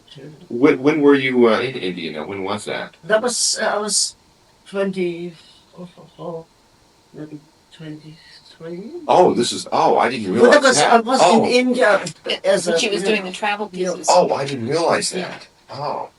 Well, the book. because I was wondering how, I was thinking it was with you and your husband, and No. how that fit in with Missouri somehow. No. But that's why nobody believes my life at all. Yeah. That's why I say erase it. It's ridiculous. Really. I mean, it's just spatially speaking, geographically, intellectually, makes no sense at all. Well, sometimes that's an advantage, though. Well, yes and no. I mean, it's. Do you think that this isn't so much really for the interview, although we could. Can always erase it. We can erase it. When you were saying, it's something that Sid and I thought about a lot, how even people our age, already we look at them and they are closing in on themselves. That is, you can tell their life in a certain way has already found its boundaries, and they're never going to go outside of that, because they're afraid. And one of the things, like I said from the very beginning, with your writing and something we knew was inside you, this last 20 years of your life has been a period of growth, as far as I can tell. And maybe it's because you were saying, earlier you said the comment you made was, let me see if I can, you said you grew up in Alsace, and you said it was a big plus not having any roots. And I was thinking maybe that's one of the reasons you've been able to grow even later on in your life. For most people, it could be true. I've never think about those things, but it could be true. A lot of this, I guess, people are just afraid, don't you think? They just. Yes, and they have too much respect for the for the past. Yes. Which is, it's all right, but I mean, it's so much of a handicap. For instance, I found it when I taught creative writing. God, that expression. But anyway, that's what I taught, and I couldn't figure out why these people, young people, intelligent people, wrote something and talked just easy. Everything was easy. And they wrote as if they were living in the Victorian age. And it suddenly occurred to me that they must have so much awe for the written word, which has no connection, as you said, it's already closed off, no connection with their real life. You see, so that when they come to express it, it's this archaic form that they. The whole, the way they structured a sentence and the words they use that nobody in time or space ever uses anymore. That, you find in the strangest old books. And it's just weird. And so, which must be a part of it is our stupid education, I'm sure, where they create such fear of the word instead of, including us now that it is decided that's very bad to encourage Black English. I think it's very good to encourage it. I really do. I think some of the best writing being done in America today is being done by Black women Exactly. who their language is gorgeous. It's fresh. Yeah. It's not at all tied to any form of the past. Yeah, they're totally metaphors. expressive. It's not these old cliches and old. Absolutely, yeah. I have a friend, Lee Vassell, who writes better than anybody I know at the moment. He's really a poet. I mean, he writes more poetry, but he has written some prose. And it's impossible to really sell them except to, let's say, but I wish it would send you something. Do you publish poetry? Occasionally. We don't do it normally, but we're interested in poetry that we can say has some vague. Yeah. We're interested in interesting language, I suppose. Yeah. I mean, we do some poetry. That's what I'll say. Some people we publish some poetry that most. Yeah. So, put me in touch with him. Give me his address. Yeah. But even prose, he has some prose. In fact, I introduced him. That brought out this book, which you may have seen. I mean, it was an obscure publishing house, the Groundwater Press, and they brought out a book, Writers Introduce Writers, and I had a few people who are better known, and I introduce whomever you think you should introduce worthwhile. And so I introduced him, but nothing much came of it. And he added a book. He added a piece of his own.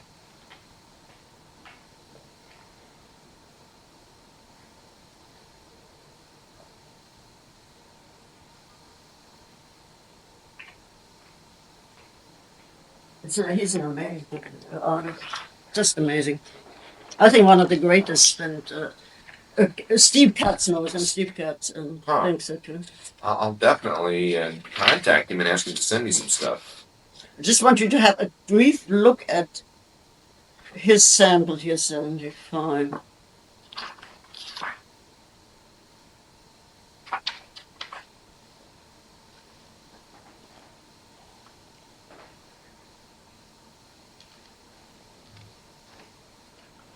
He's an absolute genius. So it starts up, I got right into my wrap in the flexible sky on my lapel. Or now inside my breast, dark cold going back, innovates my stance, looking at the canary. Yellow howls inside my head jog with the wind, pacing along the ground and stepped at the auburn leaves, restless scrape with autumn all round me and boost pimpled as I in toto red integrate my sleep out of chaos, just as the morning levels straight with my window. Boy, that's unique. Yes. Well, let's not go into jive too soon. Wait till I diffuse the Dumpy Queen. She was slender and unabashedly stripped. Me face to face of all my scars. Hula. She was persistent, attentive, and moist and labial, so close her eyes drawled. Hi! As the leaves thrusting with the breeze, pressed down by the rain, cloyed my skin to the sounds, pressuring us to commit what is between us, fingering the mirror, so I say, howdy, cutie. Move over and slant with the rays, shutting away. God, blimey, the moon is caged in stone so much. I mean, I definitely got to contact this guy. Yes, it's beautiful. I mean, it's great stuff. I'm going to jot it down. We should get that book. Yeah, I'm going to get the whole information. Yeah, this is a wonderful idea, by the way. A very good idea. Yeah. Because do you recommend any other writers? Can you think of some yeah, other people that's one of the obvious that standard we should questions. be reading?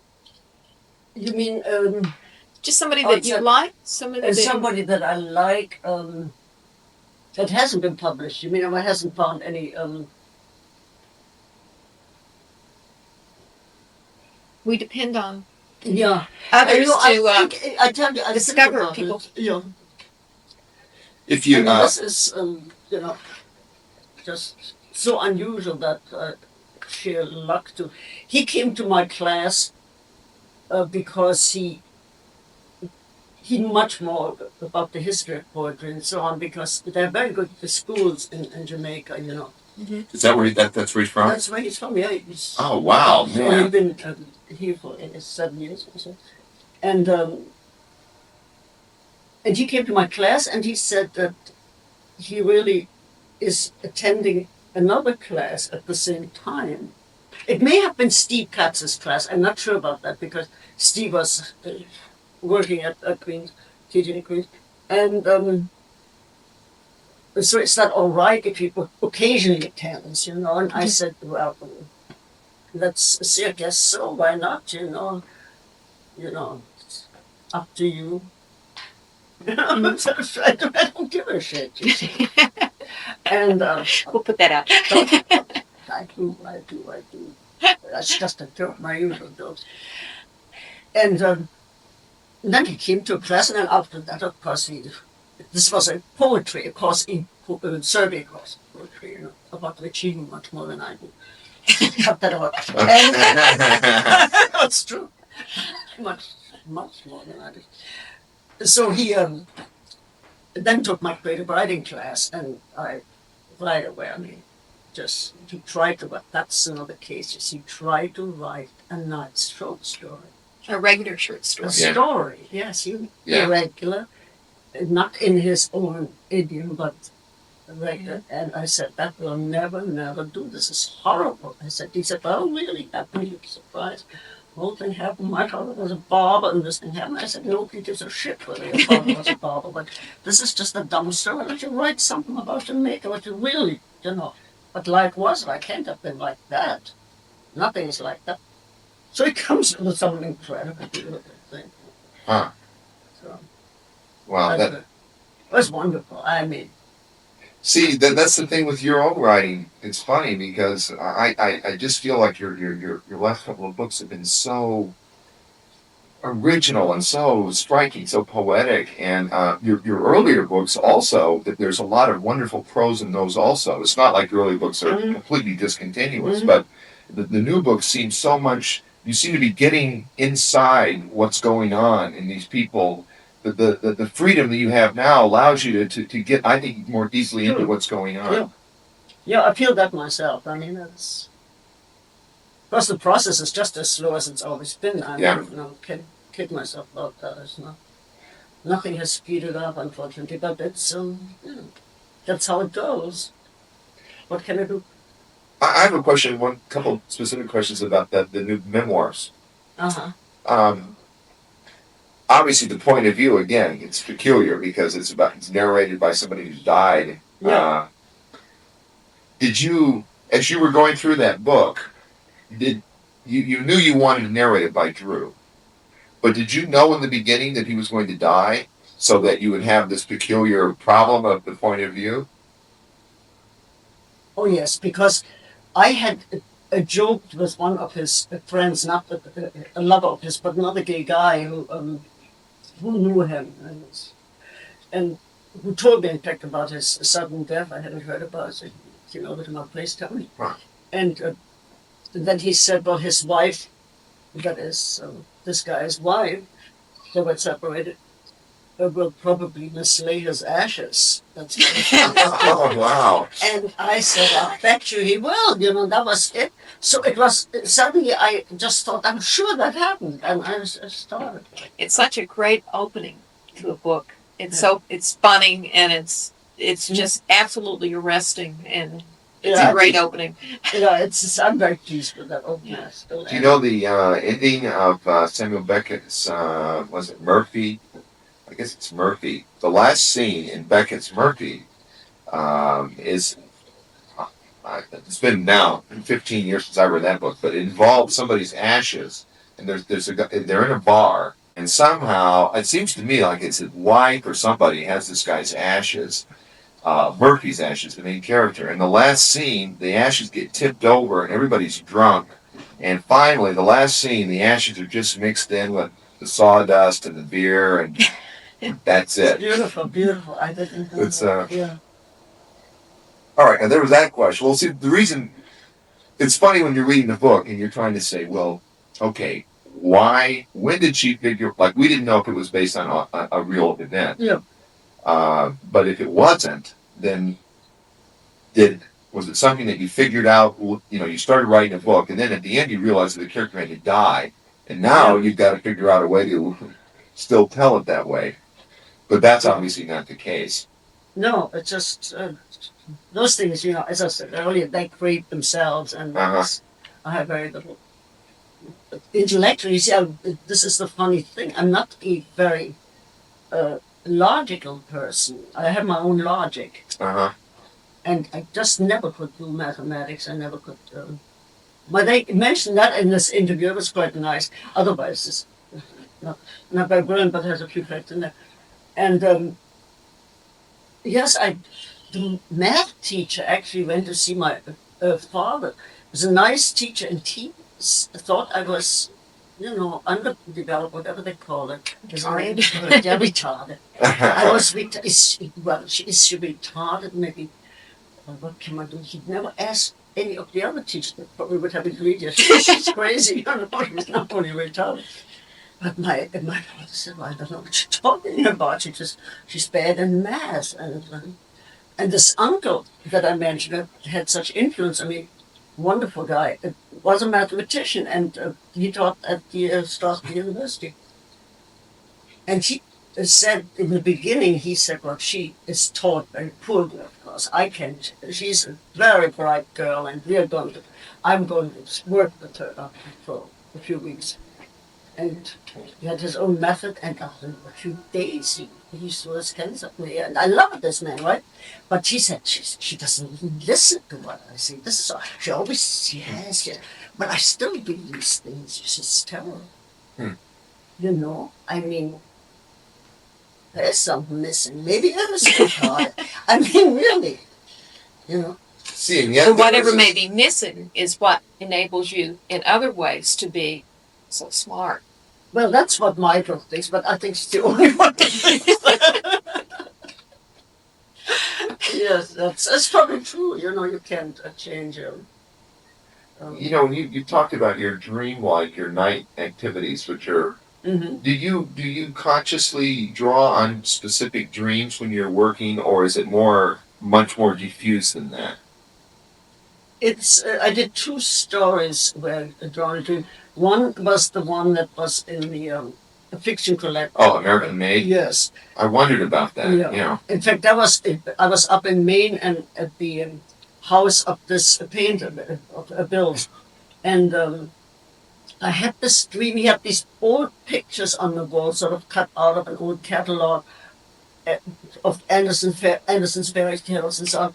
And in one picture, there's a dog who's standing in a little seersucker suit. But it's a different kind of seersucker suit. And I thought that was so funny. We joked about it, and then I had this dream about this Michael, whom I mentioned probably too frequently. Mothers always do. Bad, But Michael was this dog. I knew he was this dog, you see. It was my son. And and he talked, and I said, don't you know how valuable you are? And at the same time, I had a sense of guilt to say that. I thought, when no dog has ever been able to speak, and you're the first dog, and this will be a sensation, and it's worth lots of money. I really mentioned in my dream. And he sort of, went along with this, but seemed not too happy about it. And then that's where the dream ended.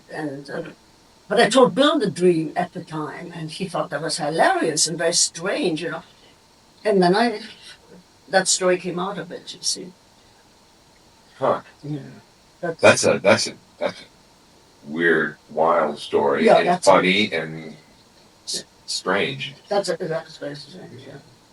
But now you said there was another story you said. And another one that I wrote because the city, I don't know if you know that magazine, I think it's Finance Pacific College, wanted an anthology of modern this and that.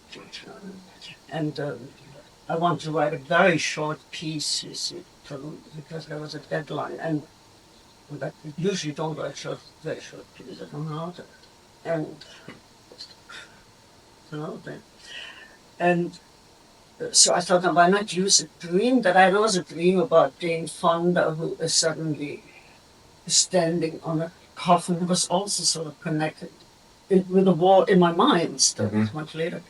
And she says, it isn't so bad that it couldn't be worse. She kept repeating this. As everybody always clapped and said, good, good, Jane, go on. And so that somehow this set me up to start a little story, which I called It Isn't So Bad It Couldn't Be Worse. And which... But when you're working on your regular novels, though, there's a sense in which, like Cinda said, that in your last two books, especially in the Talking Room and the Memoirs, that it's almost as if there are moments in which the dream and reality are almost they're interconnected in ways. It's almost as if the whole book almost is your dream, not literally. Yes, I know what you mean. That's probably it. Another dream, you know. But it's one of those things. Try to find a publisher, sell the book. All these are dreams, you know. Well, part of it's too that, but like it's interesting that you said you didn't like math, or it's because you trust some other kind of the relationships of the sections or something is more intuitive rather than logical. You're not trying to structure the book, along these rational. I couldn't do it. I mean, it's just. That seemed to me in Prince Ishmael, where you have the inspector who has the rational, investigative mind, where things are facts and only facts, right. And then you have Hauser, who is this associative person who has no sense of the kind of cause and effect, and there seems to be a kind of a swing back and forth between the two. And in the Talking Room especially, that book seems to be so. I don't know. I don't know exactly how to ask this question, but I was wondering specifically about sex in cemeteries, Marianne. What is there about sex in cemeteries? It really bugs me. In fact, I don't think I ever used that before I came to Missouri, because there was that ancient cemetery, ancient to compare. Yeah.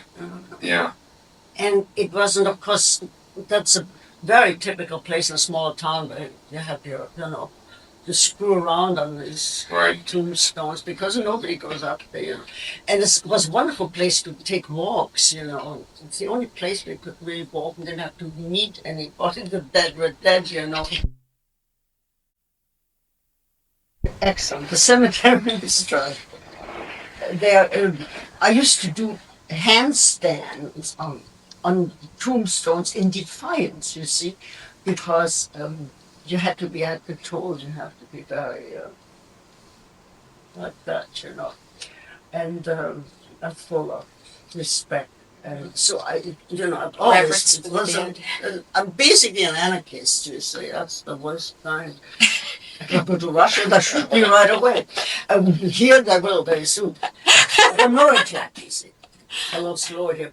But that's doing handstands. I showed off to my schoolmates and stuff like that, So that's how it started. Is to a cemetery. And there is a certain death obsession which really my mother's responsible for, because when my older sister died, which affected me enormously as a death, about which I couldn't write for 40 years or so. What was that, when you were young? Very, yes. Now, this is not the artist. No, the artist was the oldest one, who was quite a lot older. And the way she died is all in that short story that you should really read to get an idea, because except for the background, the setting, it's totally. Which story? Allons en prendre. It's beginning of Marseille. I use this. But my mother, when my older sister died, we were shushed out of the house. She died of meningitis. It was a really insult of the war too. I mean, it was very academics in Europe, and we never were allowed to. We were not allowed to go to the funeral for one thing, and because children shouldn't see death. You see, that was a woman who was very intelligent, but she just, Accepted the. accepted. Yeah. Yeah. So she did me a favor again. You see, it's the old story. If you bring up your children totally right, you don't get an artist out of it. Yeah, right. Except, bullshit artist, which I'm too. But, so this worked for me. Well, my sister, because as a painter, now she believes everything on my mother. She's wearing a rock from the roses. Huh. So What type of a painter is she?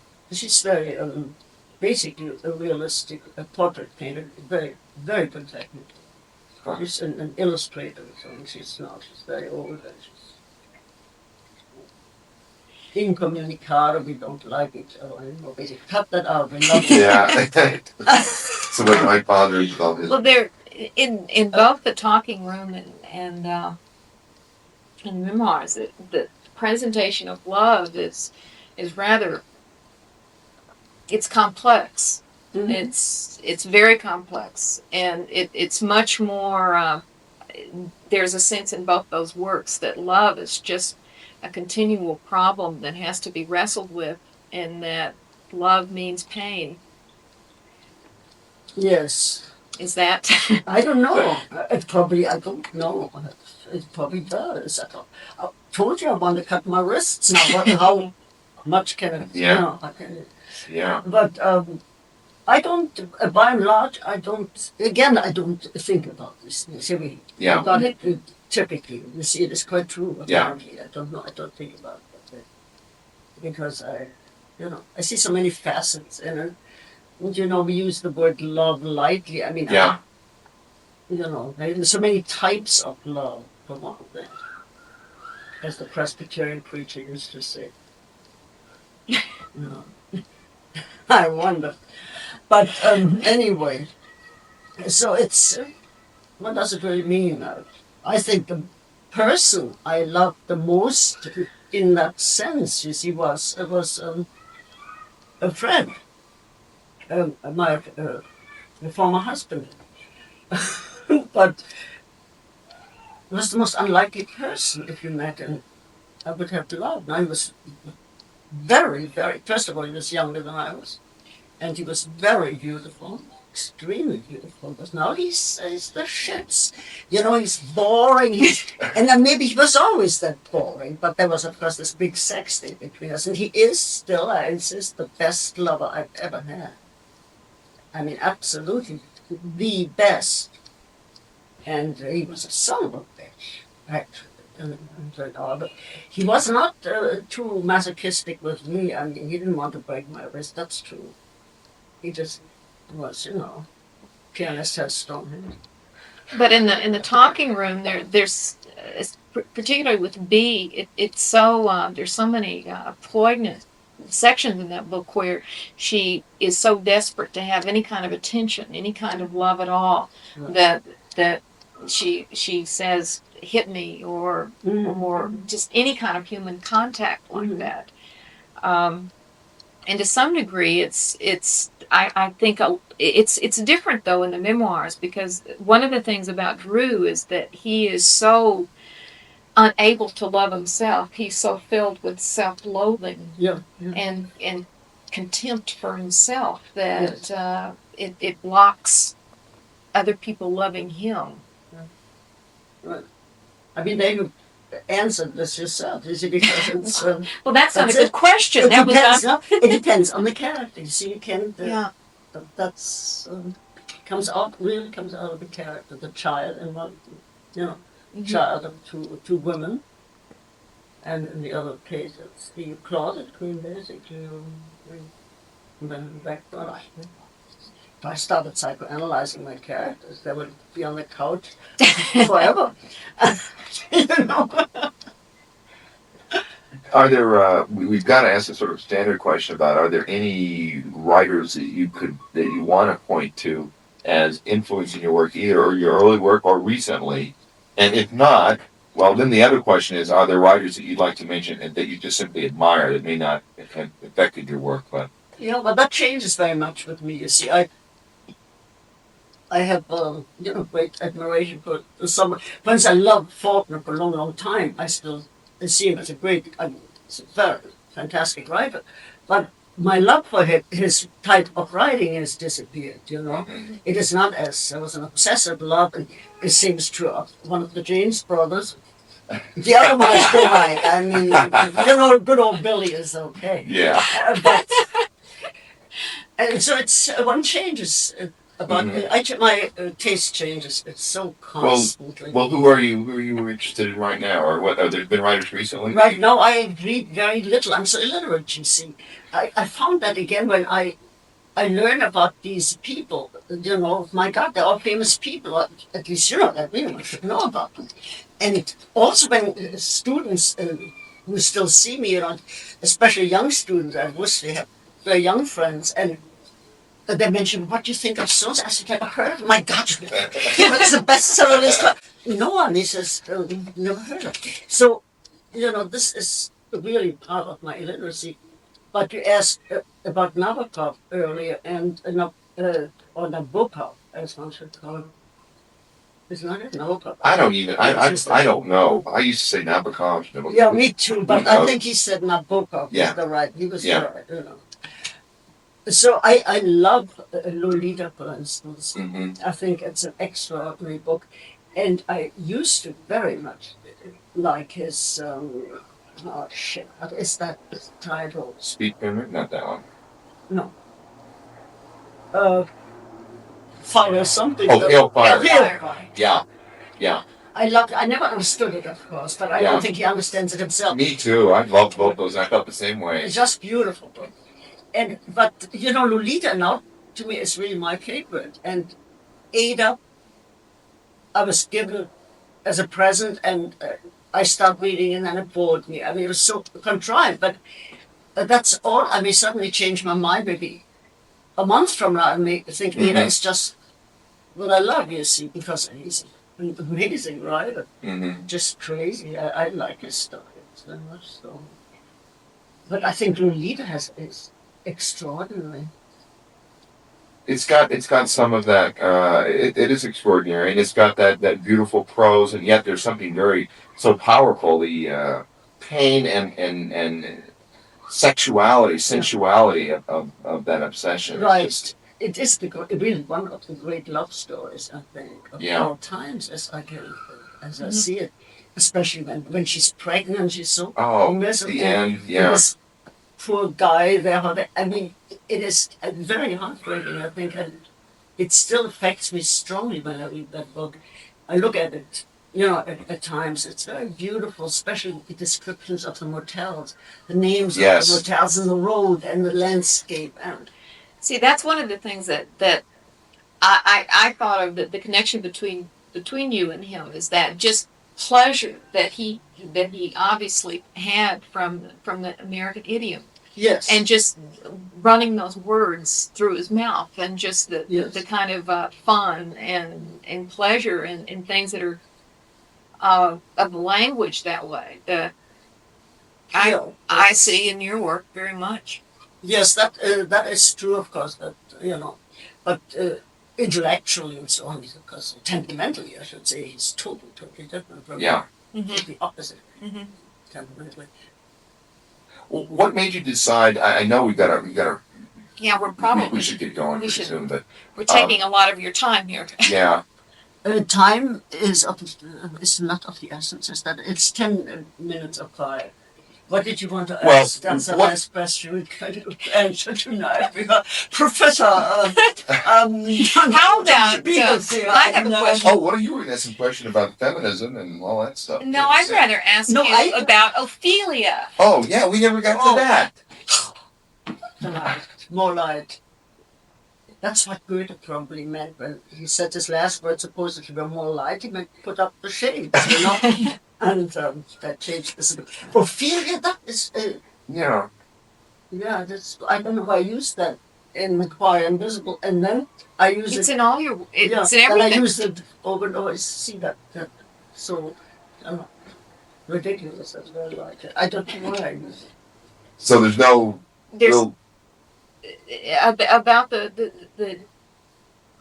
the madness or the kind of Oh, maybe. as Yeah. or something to do with the language as she grows more, or as she grows more mad, or her language becomes more poetic and more stranger and more arresting. And It could be. I don't know. You tell me. I don't know. You see, I'm learning some. I mean, and it's like off a liar. You know, this the kind of pronunciation which I use in Ashley. You see, but they pronounce it off a liar. This kind of thing is just interests me, but it's no big deal anymore. Anybody can look at Shakespeare, you know, and pick up a name, name a town after it, you know. Well, Lear would not be good. well, part of it is the word. Ophelia is a beautiful word. Yeah. Isn't it? Yeah, Yes. it is. I wonder. I wonder where that name. If that's a name, was that a common name? Was that just so? I don't know. It's so beautiful and it's so delicate. It's like, and then transplanted into America, there's something kind of bizarre. Yeah. You know, Ophelia. Well, that's one of the funny things about American small towns is that they get named after everything. Yeah. Yeah. Very odd names in the South, and in the Southwest, where I'm from, you have all kinds of odd, Strange. Mhm. Invented names, and then of course Versailles, which Versailles, you know, Yeah. and there's a Vienna. Pekin, Illinois. That's Yeah, what is that? That's one. Peking, as in Peking or something. Yeah, I love that. Yeah. Well, Athens, Munich, you know, in your story. We were gonna ask you something about feminism, or about what you think of about what's happened with. Do you see yourself? I told Cindy, you strike me as somebody that those terms don't exactly. You know, you probably have been a feminist of some sort since you were a little girl or something, and then. In fact, I was a female. Let's put it that way. I was female. Well, what have you thought about? Has the from your own personal perspective, has the whatever feminism and the sexual revolution, has that helped women? Do you think, or is it just all the same as it always has been? Has there been a real change? Do you think? Well, it's very bad right now because it changed for the worse. I think it was tremendously necessary. First of all, economically, enormously so. And also in general terms, because I mean, the treatment that women get all over the world is just absolutely unbelievable. And how much it has kept back women, you know, and this slave, really, an attitude of the woman is basically has to be the slave. I mean, that's what it came to for generations now, you know. But childbearing, I mean, the child machine. Did you read this book by, there's another woman I didn't know, another woman writer, until some student brought me this to look at, what the hell is it called? Atwood is her name. Margaret Atwood. Oh, yeah. It's another one, you see. The Handmaid's Tale? Yeah. Yes, The Handmaid's Tale has been on the bestseller list, or was. She said, you don't know who Atwood is? I said, but no, you know, but maybe you can tell me. And so she said, well, this book belongs to my mother, but I'll give it to you. And it's nice, but it's not that good, you know. She had a great possibility there, but she becomes, in the beginning I really liked it, and I couldn't. I skipped through it at the end. But that's what she's writing about. It's the birthing, the machine, not, reproductive machine. Yeah. That's how Molinaro describes her women when they are beyond the childbearing age. He always calls them. She was, what does she call them? Not reproductive. She was something. She has a very good way of saying it. I don't want to misquote her, but she used that a lot, and it's exactly what. Because it's disgusting.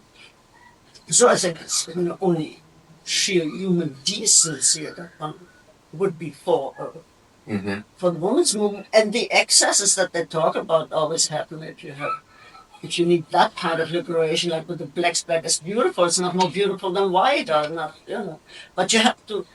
You've got to exactly before people. You got to make an impression somehow. Otherwise, yeah. That whole business with the test tube and the talking room was pretty. I don't know, funny or science fictional or something. It was appropriate, I thought.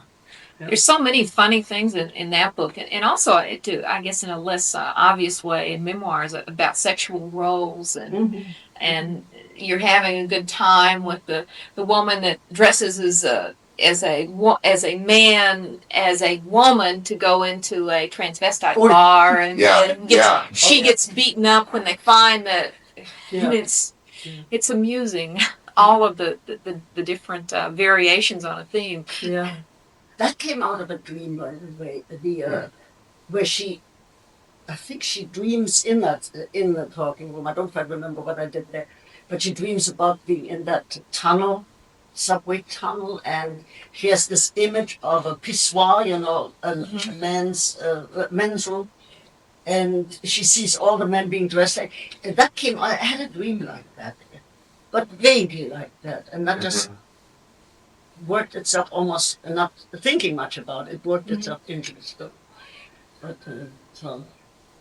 It sounds like when you're working on a book that you're just trying to be open to these things that are associations. These associations. And that's what one feels in your books, is that the associations are right, but they're not logical, but they're right somehow. They're appropriate. And from what you're describing, that's the way you must be proceeding in a way. When you're sitting there actually working, you're obviously working on a kind of a plot and developing characters in a way, but it sounds like you're also just very open to, what's going on inside you in a way. But that's one's temperament again, and each writer has a different way of doing things, and that's how I am, Right. It's exactly, because you can talk to some writers, you can tell everything they do, they've thought out consciously, or they think they have. Obviously, they really haven't, but I think they have, sure. And that the result is a different kind of a book than what we would get with your works. Yeah, but the beauty is there are so many different possibilities in different writings, and that's why I don't like any of these categories. The same in any art, in fact. I don't like this. Modernist. Yeah. Shit. What for?